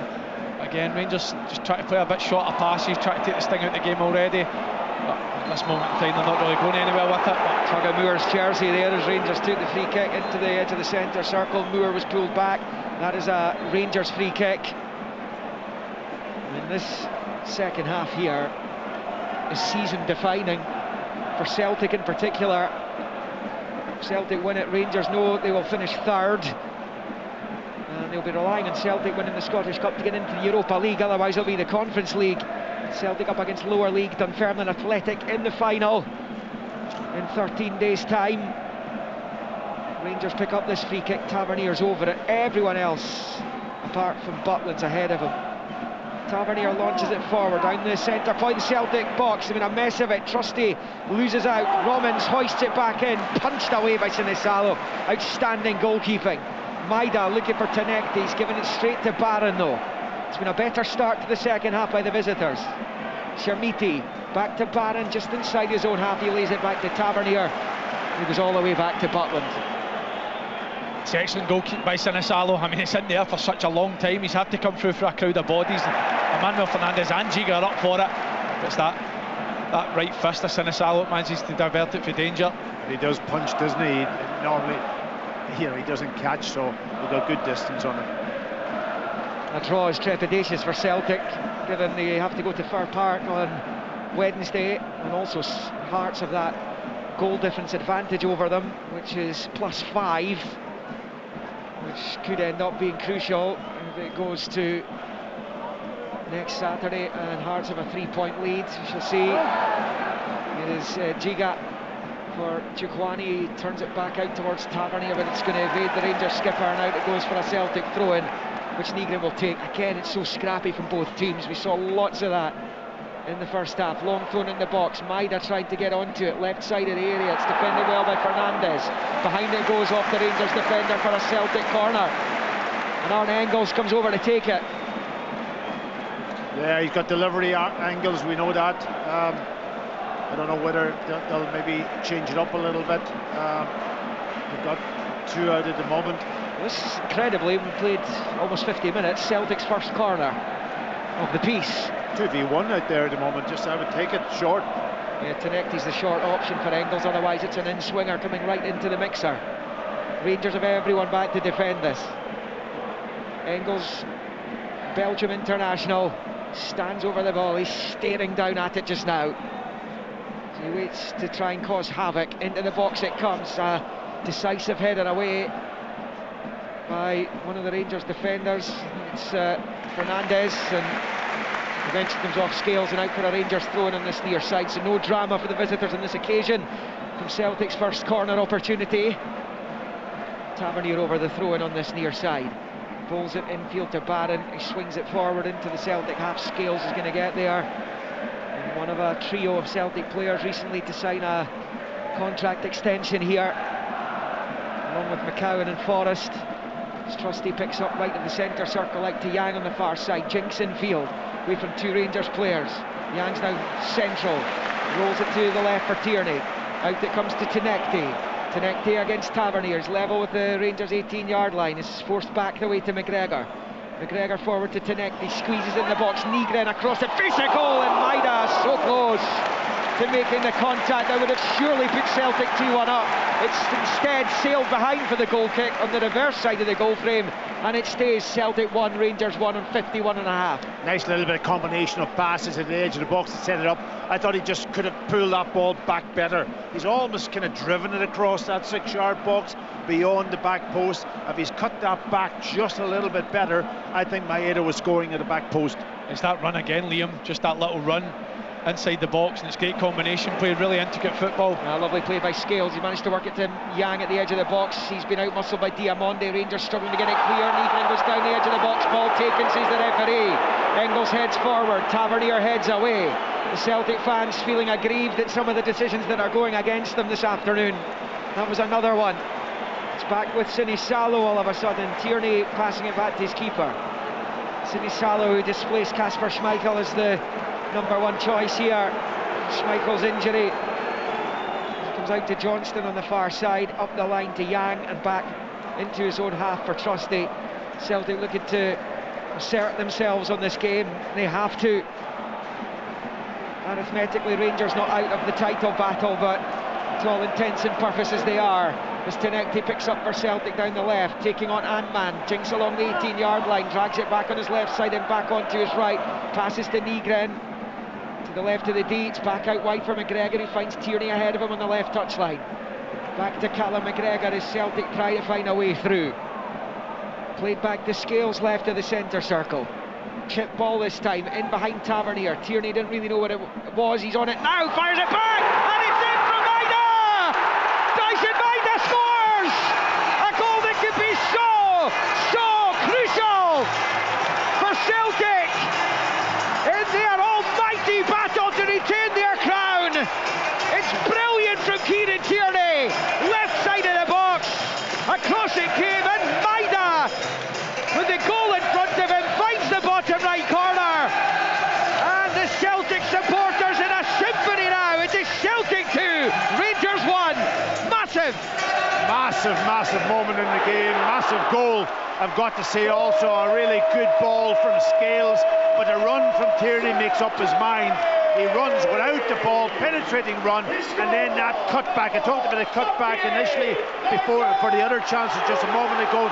This one has put it back into a perfect position, and Maeda reacts quicker than all the defenders in that Rangers team, and that was a really good goal. But it shows you penetration and cutbacks are such a dangerous ploy. It's a great ball for Liam Scales, great run for Kieran Tierney.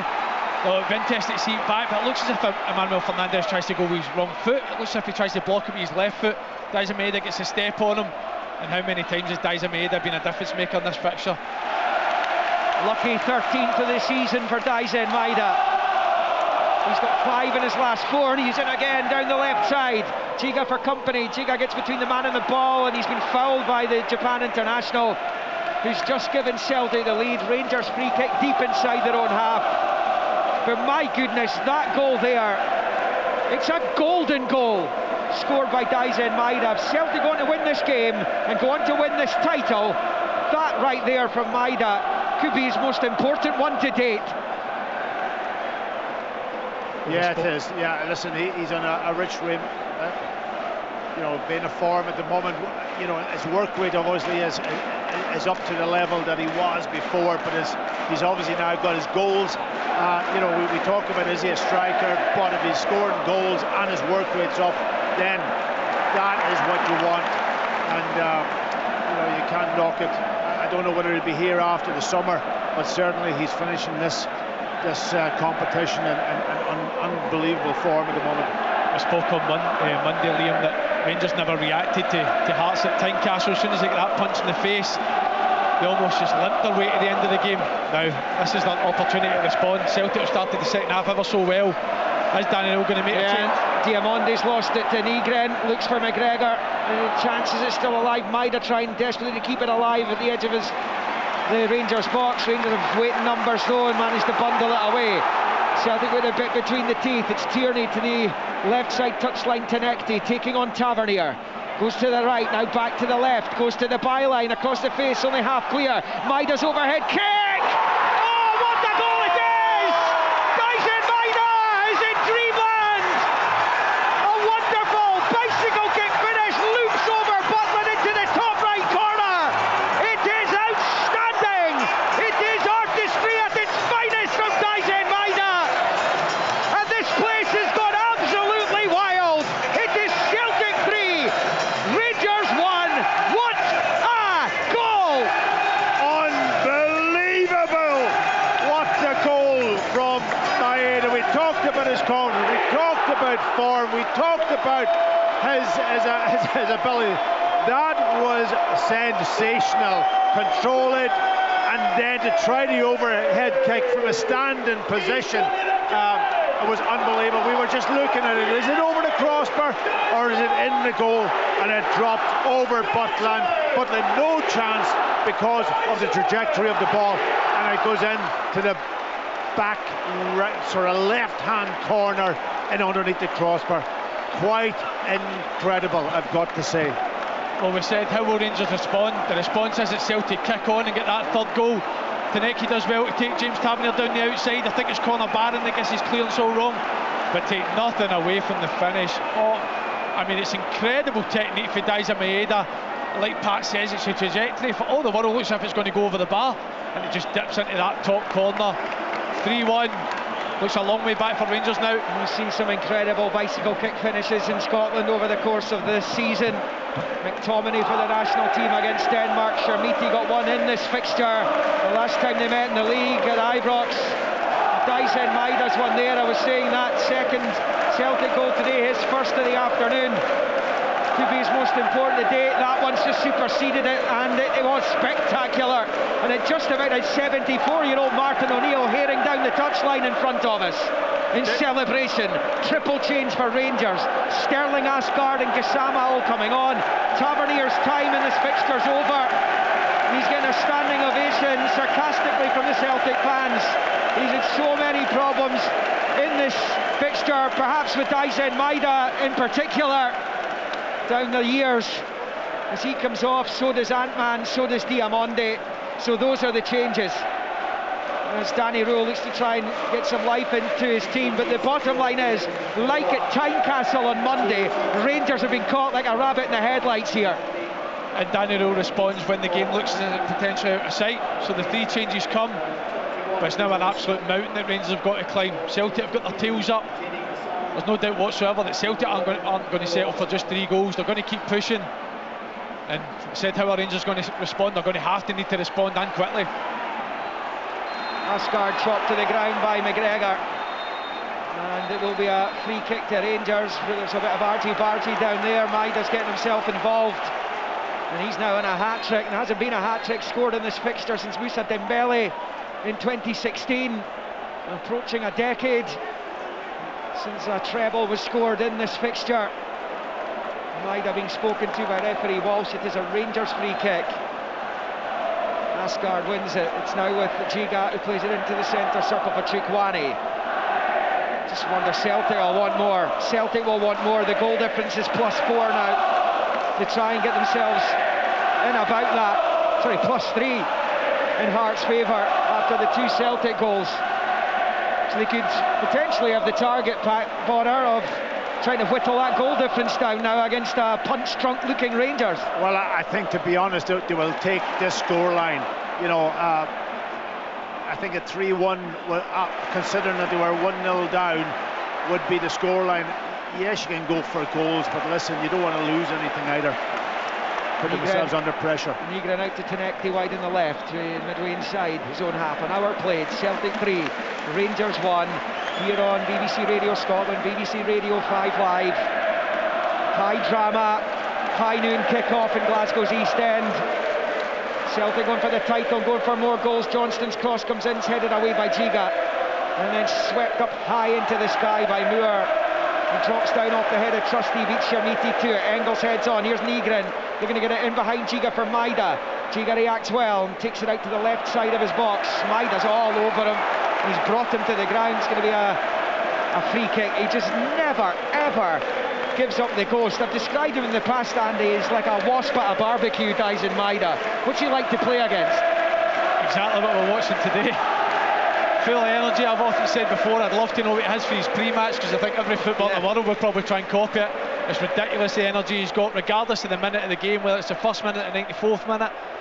And he's just another one that's making the difference. Here comes Celtic again with Yang down the right of the Rangers box. He's gone down, no free kick. Nick Walsh waves his arms aside. And Yang gets himself back to his feet. Celtic pick up the loose ball with Trusty right of the centre circle. It's now with Liam Scales. Snaps it out to the left for Tierney. My initial reaction was foul there. I thought he got in between the two players. I thought he was brought down at a dangerous area of the box. But I mean, Rangers just look lost, Liam. Yeah, you can understand that. I mean, they've been hit by a 1-2 there from Dyson Maida. 2 goals in 4 minutes from the Japan international. And this game is all about Celtic now. Played out to Trusty, goes back to McGregor, back to Sinisalo, but there's a foul there by Romans over on the far side, and Austin Trusty, and Celtic will have a free kick. They have a 3-1 lead on 62 minutes. Yeah, listen, Rangers need to find a way back into this game somehow. They're not winning the second ball, the ball that drops in midfield. Celtic are all over them, they're winning it, and that keeps them on the front foot, and Rangers can't get a hold of the ball at this moment in time. You know, if it goes to another goal, then you can see this being an incredible result for Celtic, but got loads of exciting football to come on BBC Radio Scotland across the week. 5 Live has exciting football to come later today. Indeed, if you want the team news from the 2 o'clock kickoffs, you'll get that at the BBC Sport website. Nottingham Forest against Newcastle. It's a featured game, featured commentary to follow this one, with Burnley, Aston Villa, Crystal Palace, Everton as well. West Ham, Arsenal to come. Celtic come forward down the right with Yang. Low ball across, cut out, he's in the Rangers box. Yang, right side of the 6-yard area, to the byline, chips it across, comes off a Rangers head, bounces out to the left-hand side of the area now for Tenecti. Now Tierney swings it in, but he's swung it over the crossbar, and that will be a goal kick to Rangers. But it is 3-1 to Celtic, and the Celtic supporters are in party mood. You just wonder if they'll be having a party here next Saturday afternoon. It's the same run, same pass again. It's that run in between Rangers full-back and centre-half that's caused them problems all day long, and again it's Yang that gets wrong side of the back 4. Does well again to cut inside, cut back on the outside, and Nasser Jig ends up defending it well, but Rangers have to spot this run earlier or it's going to get ugly. I'm talking about the games in the Premier League, the Scottish Premiership on Tuesday, bottom 6, Wednesday, top 6, including Celtic's trip to Motherwell. That is a key fixture. Hearts at home to Falkirk. Engels wide right there for Yang. Maida wants the early ball. He's managed to pop it to Nygren, right side of the Deeds. Benjamin Nygren looking for space to shoot here. Turns it to Tenecti. Celtic rampant at the moment. Left side of the area. Tenecti blasted off Barron, and it bounces back out to this near side. Rangers are on the ropes. As Tierney turns it back to McGregor. Since Tenecti's come on, he's given the balance as a wide man, and they're able to feed him, and he's playing over on this left-hand side. Yang's gone over, and Yang's made a difference over on the right-hand side too. So that change has worked for Celtic, I've got to say. McGregor out to Trusty over on that right side on the halfway line. Down the line it goes, but Yang can't control. Rangers get it away. It's dumped back down that right side. Fernandes flips it out for a Celtic throw-in. I mean, they're just utterly bamboozled of what's going on here, are the Rangers players. Yeah, 20 minutes in this half, it's been all Celtic. I don't even think Rangers have had a venture in Celtic's box at this moment in time. Certainly not had any shots on goal, certainly not Tessie Sinisalo at this moment in time. And you just feel as if a goal's going to come again, it's going to be Celtic. It's out this left side here with Tinekti. Goes back to Tierney, inside his own half. Rolls it back with the left foot to his goalkeeper, and Sinisalo will turn it to his right. 3-1 to Celtic. Trusty on the ball, out to the right touchline for Yang in the Rangers half, level with the edge of the centre circle. He's been brought crashing to the ground, and that will be a free kick there for Celtic. Challenge. And the difference with Yang is that he's picking up his right body position. You know, he's coming to the ball, but he's on the half turn, and he's open as the ball's coming to him, and he can either go on the inside or open up and drive it. When McCowan was playing out there, who's not a natural winger, he was running back square to the ball, and when he got the ball, he wasn't able to do anything with it, and he was easily closed down. Celtic with McGregor, rolls it low back into his own half for Trusty. Square to Scales. Scales taking it up towards the halfway line, rolls it forward to Tierney, helps it on its way with the outside of the left foot, but it was straight to Dujon Sterling, who turns it back to Butland. Butland, 6-yard box, clears with the left foot. Rangers, as it stands, will finish third. It will be third for them. As Moore is hauled to the ground, it's going to be a yellow card coming out here for Austin Trusty. Yeah, he got caught out of position, didn't he? You know, he went for the first header, didn't want it. When the ball dropped to Mikey Moore, then he was well out of position, and he can almost half panicked, and he's given away the free kick and got himself in the referee's notebook. As it stands, Hearts on 77 points with a goal difference of plus 32. Celtic on 76 points with a goal difference plus 29. A single point separating them. With 2 games to go, as it stands. Off Sterling and out for a Celtic throw-in midway inside their own half on the left side. Bowled forward by Tierney for Maida. Fernandes defends it well, and then Maida brings him to the ground, and that's a free kick to Rangers, who have to face Hibs at home on Wednesday night before they finish off away to Falkirk. And Barron picks up and rolls it infield to Chukwani, who then bends it out to Gassama on this near side. The man who worked with Danny Rule at Sheffield Wednesday last season rolls it forward towards Asgard, cut out well by McGregor, who clears and chips it up to the halfway line. There's nobody in green and white onto it there though. Yeah, what Celtic don't want to do here is drop off and allow Rangers to start dictating a little bit of the game and getting themselves back into this, because, you know, if Celtic lose a goal, then enormous pressure would come in the last period of this game, so they've got to stay on the front foot. Rangers were involved in a green and white typhoon there for about 15 minutes. The momentum's slightly gone out of the Celtic performance since then, and Rangers have a throw in high up the pitch here, taken quickly by Asgard. Sharmiti tries to chest it back to Robbins. It comes off the defender, breaks to Sharmiti, still on it, looking for Gassama to pull it back, but it's come off Sharmiti. Elastic behind for the goal kick. He's not even getting the corner. 68.5 on the clock. Celtic 3, Rangers 1. I think that's the first time Rangers have been in Celtic's box in this second half. Liam, Yusuf Chermiti tries to spin on the touchline, try and find Gassama in the box, but it looks like they've just overrun it. It's went out of play. Well, you do feel as if the game's settled slightly. I mean, Celtic still have all the momentum. They're 2 goals to the good, so it's up to Rangers to then try and get a bit of momentum, start to create chances, force Sinisalo into saves.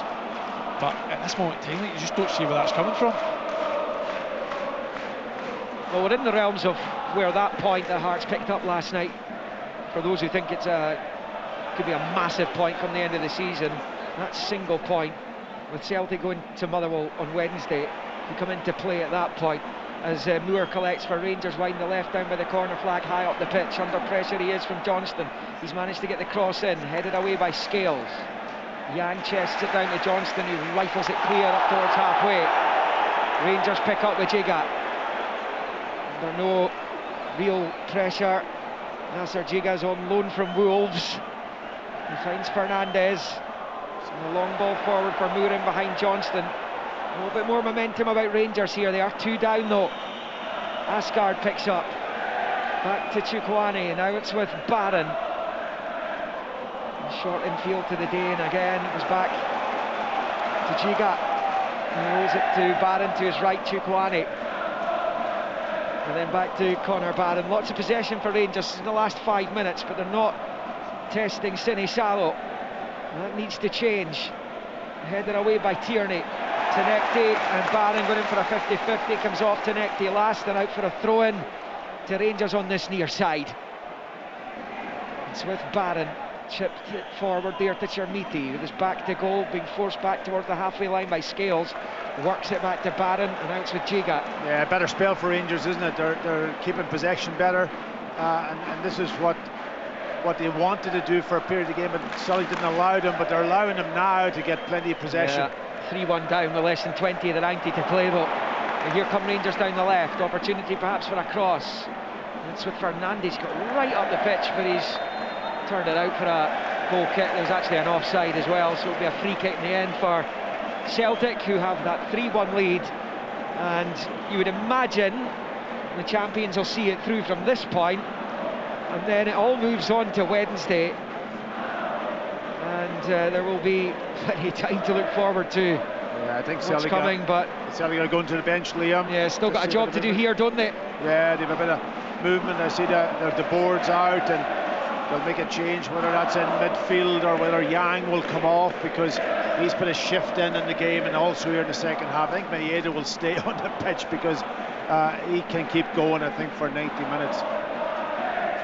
Yeah, no holiday for Maeda. He'll be away with Japan at the World Cup this summer. It's going to be his compatriot Reo Hatate. He's going to come on. Rangers on the ball with Asgard midway inside his own half. Pings a high one out to this near side, looking for Sterling.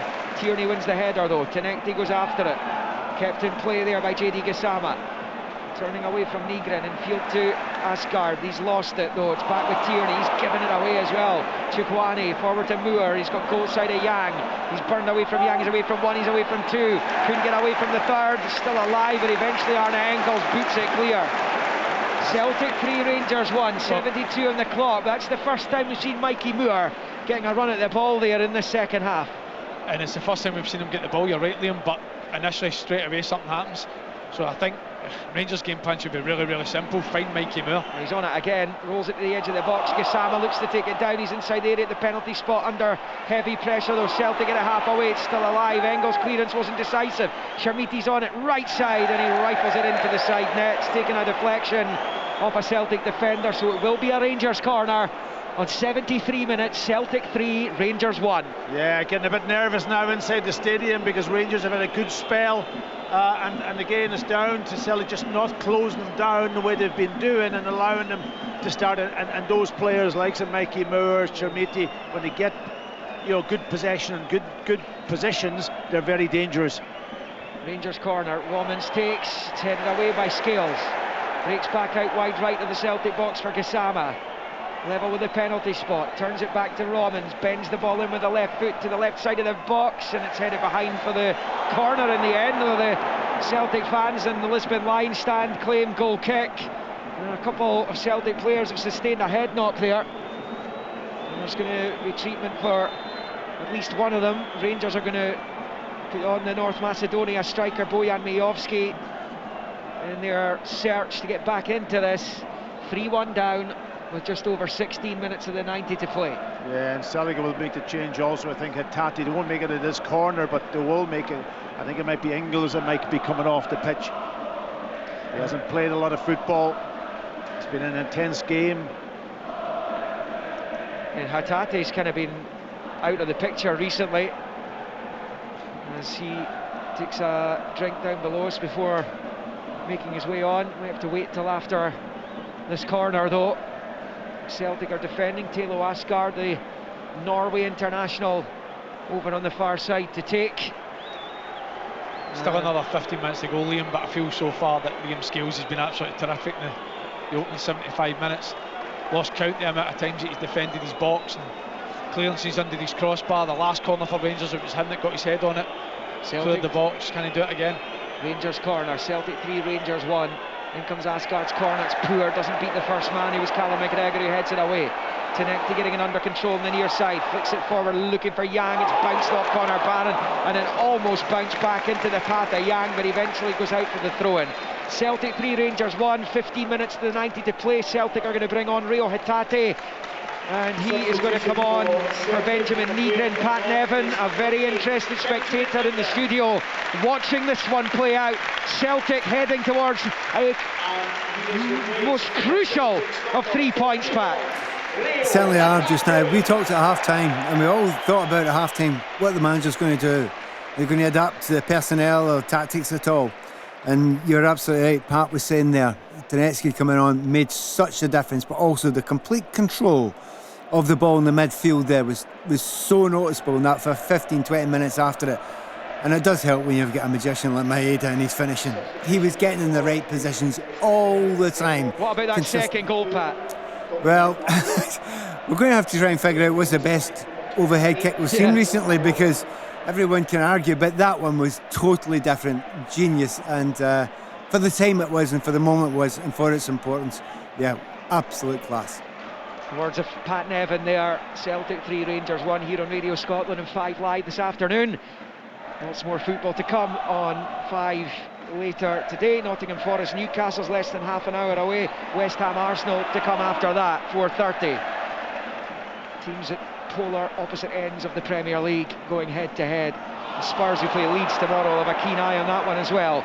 Here come Rangers down the left hand side, 3-1 down, but fighting here. Romans on the inside channel in the box is out-muscled there by Johnston. Both of them end up falling off the pitch, and Romans didn't like the challenge, and now there's plenty players becoming embroiled themselves in the battle between each other. Yeah, just pulling like and strong hauling. defending, wasn't it? Yeah, good honest defending, I think. Pulling and hauling between all the players. Nick Walsh standing back, getting a good eye on everything. But again, Mikey Moore is a danger man. He picks up great positions, especially when Celtic or Rangers get good possession. He floats into areas, gets the ball and then drives forward. And he is the danger man, I think, for Rangers at this moment in time. It's going to be a busy summer at Ibrox, Andy. I just wonder if they have the possibility of bringing Moore back. Would have to be another loan, you would imagine, but will that be an option, do you think? I think it's a priority. Whether they can get him or not, it's obviously a big ask. Tierney and Romans boot, by the way, Andy. I think it all depends on where are Tottenham. Are they a Championship side next year? Are they a Premier League next year? The one thing's for sure, I think Rangers are desperate to be trying to get him back. I think throughout the course of the season he's probably been the main creator from open play for Rangers. It's interesting because I've said that Rangers' game plan from now to the end of this game should be get Mikey Moore on the ball. It actually seems as if it's been Emmanuel Fernandez just driving for the back. I mean, he's trying to croy strikers, he's trying to drive forward. It's almost a do-it-yourself kit and trying to drag Rangers back into this game, but you've got to say at this moment in time, I mean, again, still don't think Sinisalo's had a save to make, in this second half. That's the problem, isn't it? That is the problem. It is Sinisalo who takes the goal kick long with the right foot into the Rangers half, met there by Fernandez, heads it into the Celtic half. Trusty gets his head to it. Miovski is now on for Rangers as they try and throw the dice a little bit, shake some life into this with just about 11 and a half minutes of it to play of the 90. 3-1 Celtic. Scales is taking Sharmiti down. Sharmiti's gone down clutching his face. Scales is going to be yellow carded here. Yeah, I don't think there's much in it actually, because he's almost tricked Scales by a little flick back inside him, and he's just kind of almost put his arm across his body, but he goes down as if he's... Anyway, it's a free kick to Rangers. Dangerous position again. Celtic have got to defend and defend properly. They don't want to give anything up in this last, probably about 12, maybe 15 minutes with extra time and so on. Maybe about 15 probably. Martin O'Neill will not want his team offering Rangers any kind of encouragement that there's still points to be had from this for the visitors. Connor Barron stands over the free kick. Hatate's a one-man wall. Load of players to the left of the penalty spot. Barron looking to find someone in blue. Sinisalo standing just off his goal line, bouncing around. Barron bends it into the back end of the box. There is a header at goal. Sinisalo holds on to it. It was met there by Giga. He didn't get the power that was going to beat Sinisalo, who holds on. and it stays Celtic 3, Rangers 1 as we flirt with the last 10 minutes of the 90. Yeah, he finally makes a save, but it's a pretty routine one. I think Conor Barron's delivery, it's always arcing away. I think he's ended up for. Maida looks offside here, but he's going to play on. He's one-on-one with Butland. Chance! He's put it wide anyway, but his flushes will be spared by the offside flag. Yeah. Because he looked well off there. Celtic 3, Rangers 1 it remains. Classic Maida. Scores with that overhead bicycle kick, but then one-on-ones doesn't have that composure. The Celtic bring off Johnston, replacing with Scotland international Anthony Ralston, and it will be the former Manchester City and Leicester striker Kelechi Iheanacho who will come on as well, and there will be no hat-trick for, well, I was waiting to say no hat-trick for Maida, but it might be Yang it's coming off. Yeah, Maida's just going to come out wide left, which might make it more difficult for him to complete his hat-trick. It stays Celtic 3, Rangers 1. We are in the final 10 of the 90, and you kind of suspected Rangers, and we can't rule anything out, what's been the craziest of seasons in Scotland this term. But you would think Rangers would have had to have scored one by now to make a fist of this, but you just never know. It's been the most surprising season and crazy things have happened, but I think if Rangers take entry for this game, Liam, I'll be ever so shocked, because you still feel at this moment in time if a goal's coming, it's for Celtic again. Engels picks up a loose ball. Here's McGregor under pressure from Sterling, works out wide left for Maida in his new position now. It's behind Hatate though, who slips, and Rangers pick up with Asgard, who plays it out to Gassama on this near side. Maida challenging but fouling, and free kick Rangers, and a yellow card for Daisen Maida. He's had a few of those. That's the totting up process there by Nick Walsh. That's it. There's persistent fouling I think he's got there. There was nothing untowards in that. It was just using his body to stop them counter-attacking, and it's a long ball forward by Rangers down towards Miovski in this near side of the penalty box, headed away by Tierney. Here's Gassama picking it up and rolling it infield to Telo Asgard. Plays it back to Fernandez, the edge of the centre circle, but it's the negative passing which is right now ruling Rangers out of making this a grandstand finish at Celtic Park. The defending champions 3-1 up, and at the moment as it stands closing to within 1 point of the leaders and pretenders Heart of Midlothian. Long switch of play by Rangers out to Tua Romans on the far side.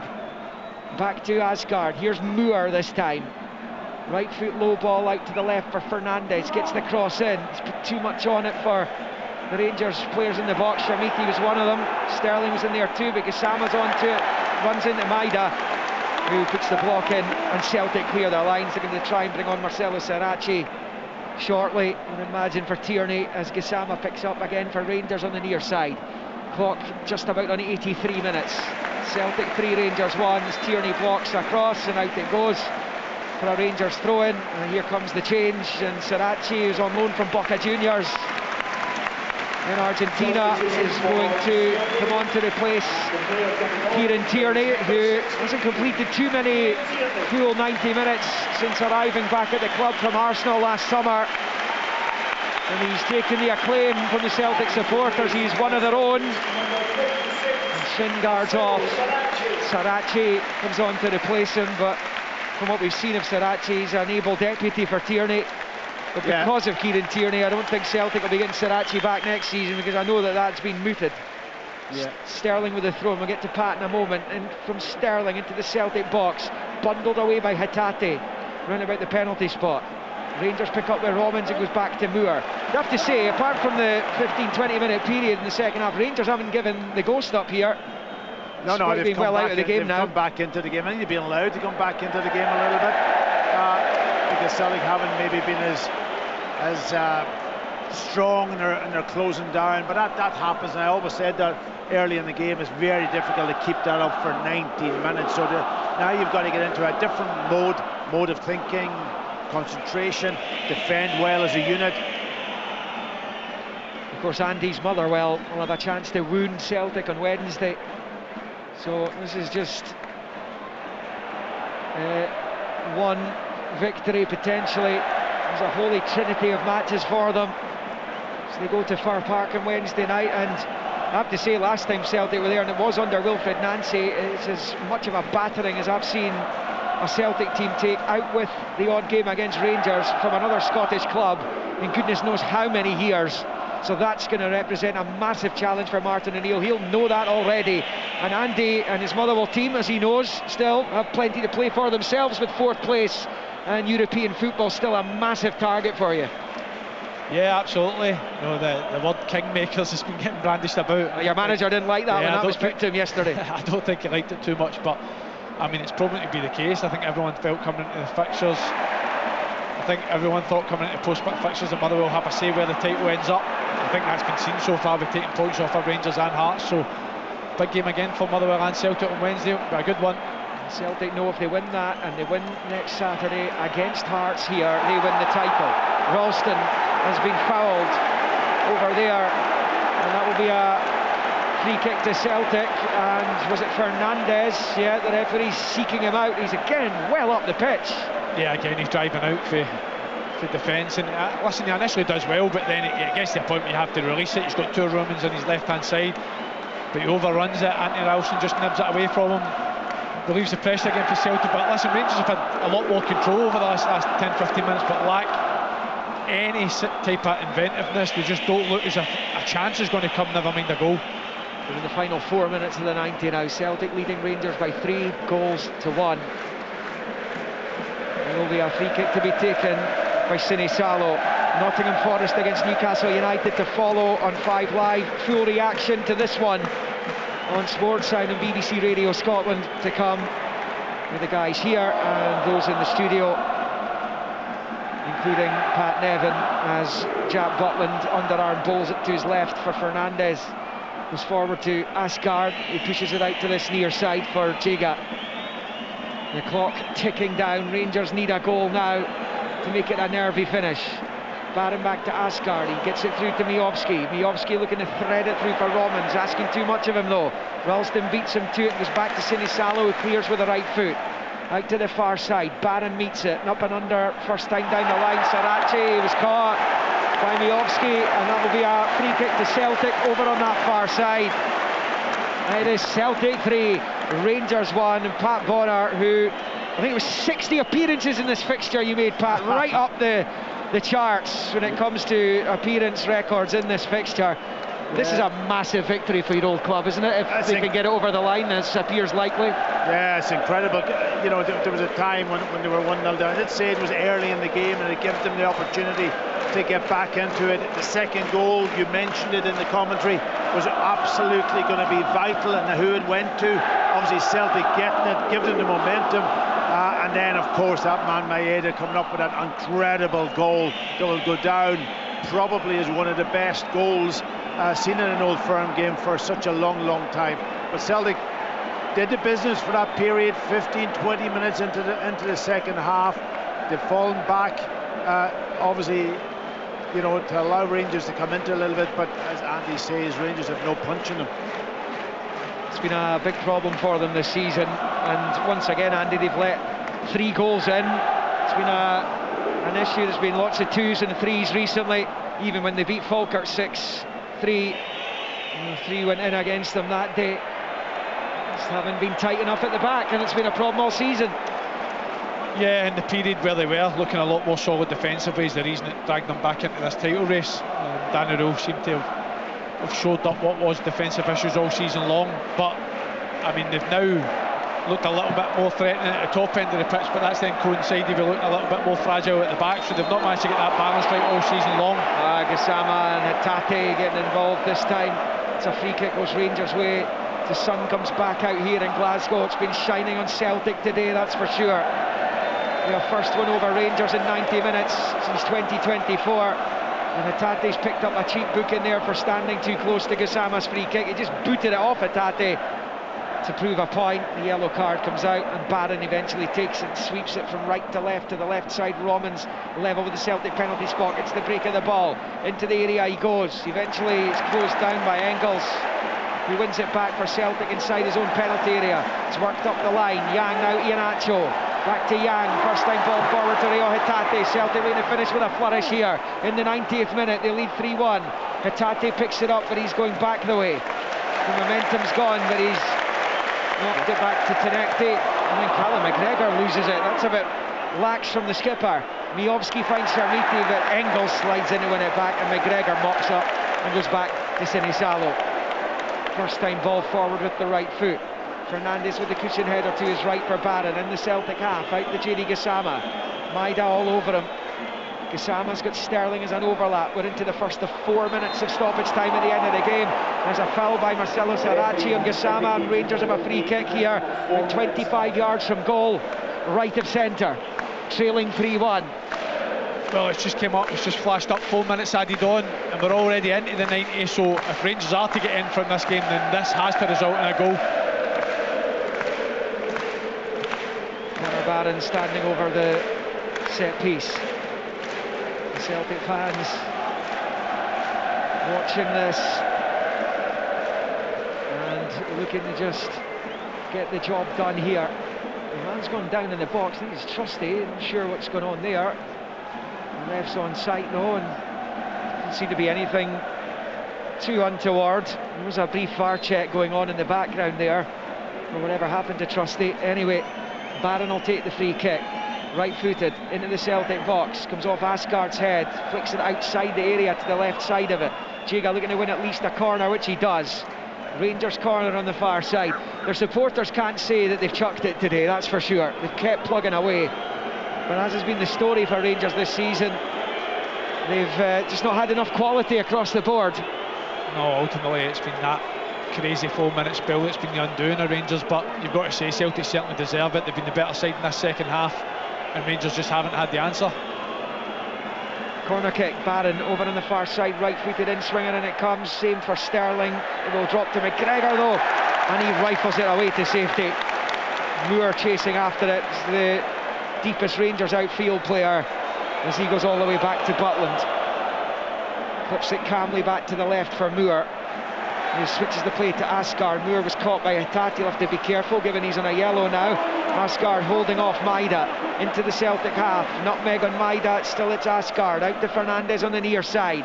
Now he's found Sharmiti at the byline, fires it across, comes off Engels and behind for a Rangers corner. They're still susceptible, Celtic. They're going to win this game of football, and when they go to Fir Park they're going to get an almighty test, because anyone who's watched Motherwell this season knows that, but Motherwell have been the most pleasing in the eye team in the Scottish Premiership this campaign, more than capable of beating Celtic again at Fir Park on Wednesday. As Robbins dinks the corner in, Scales gets it half away.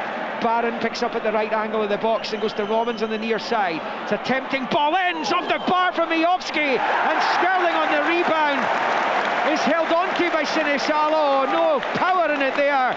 Miovski thought he'd pulled Rangers back to within one. It stays though after almost 3 of the 4 minutes of stoppage time. Celtic 3, Rangers 1. Yeah, not alone that is such an important goal and goal difference also. And that would have kind of almost kept Hearts in a position.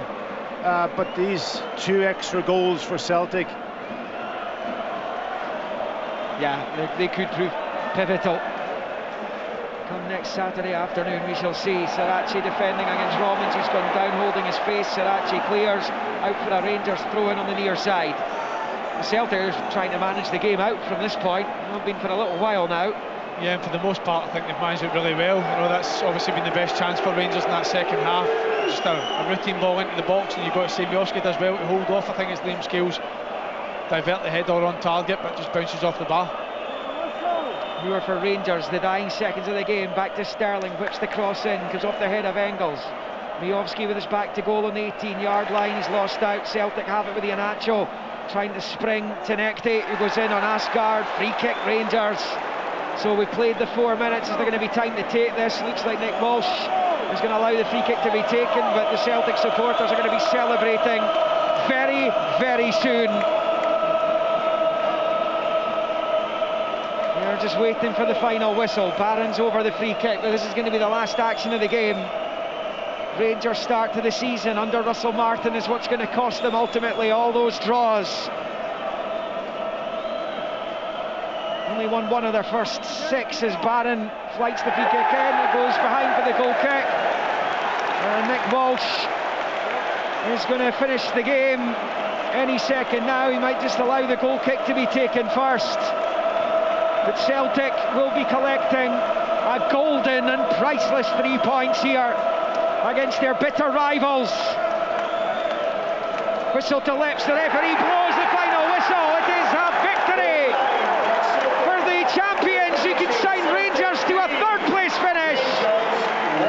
And they will now be relying on Celtic winning the Scottish Cup to gain entry to the Europa League qualifiers, because as it stands, it's the Conference League for Danny Rule's men as their title challenge wilted.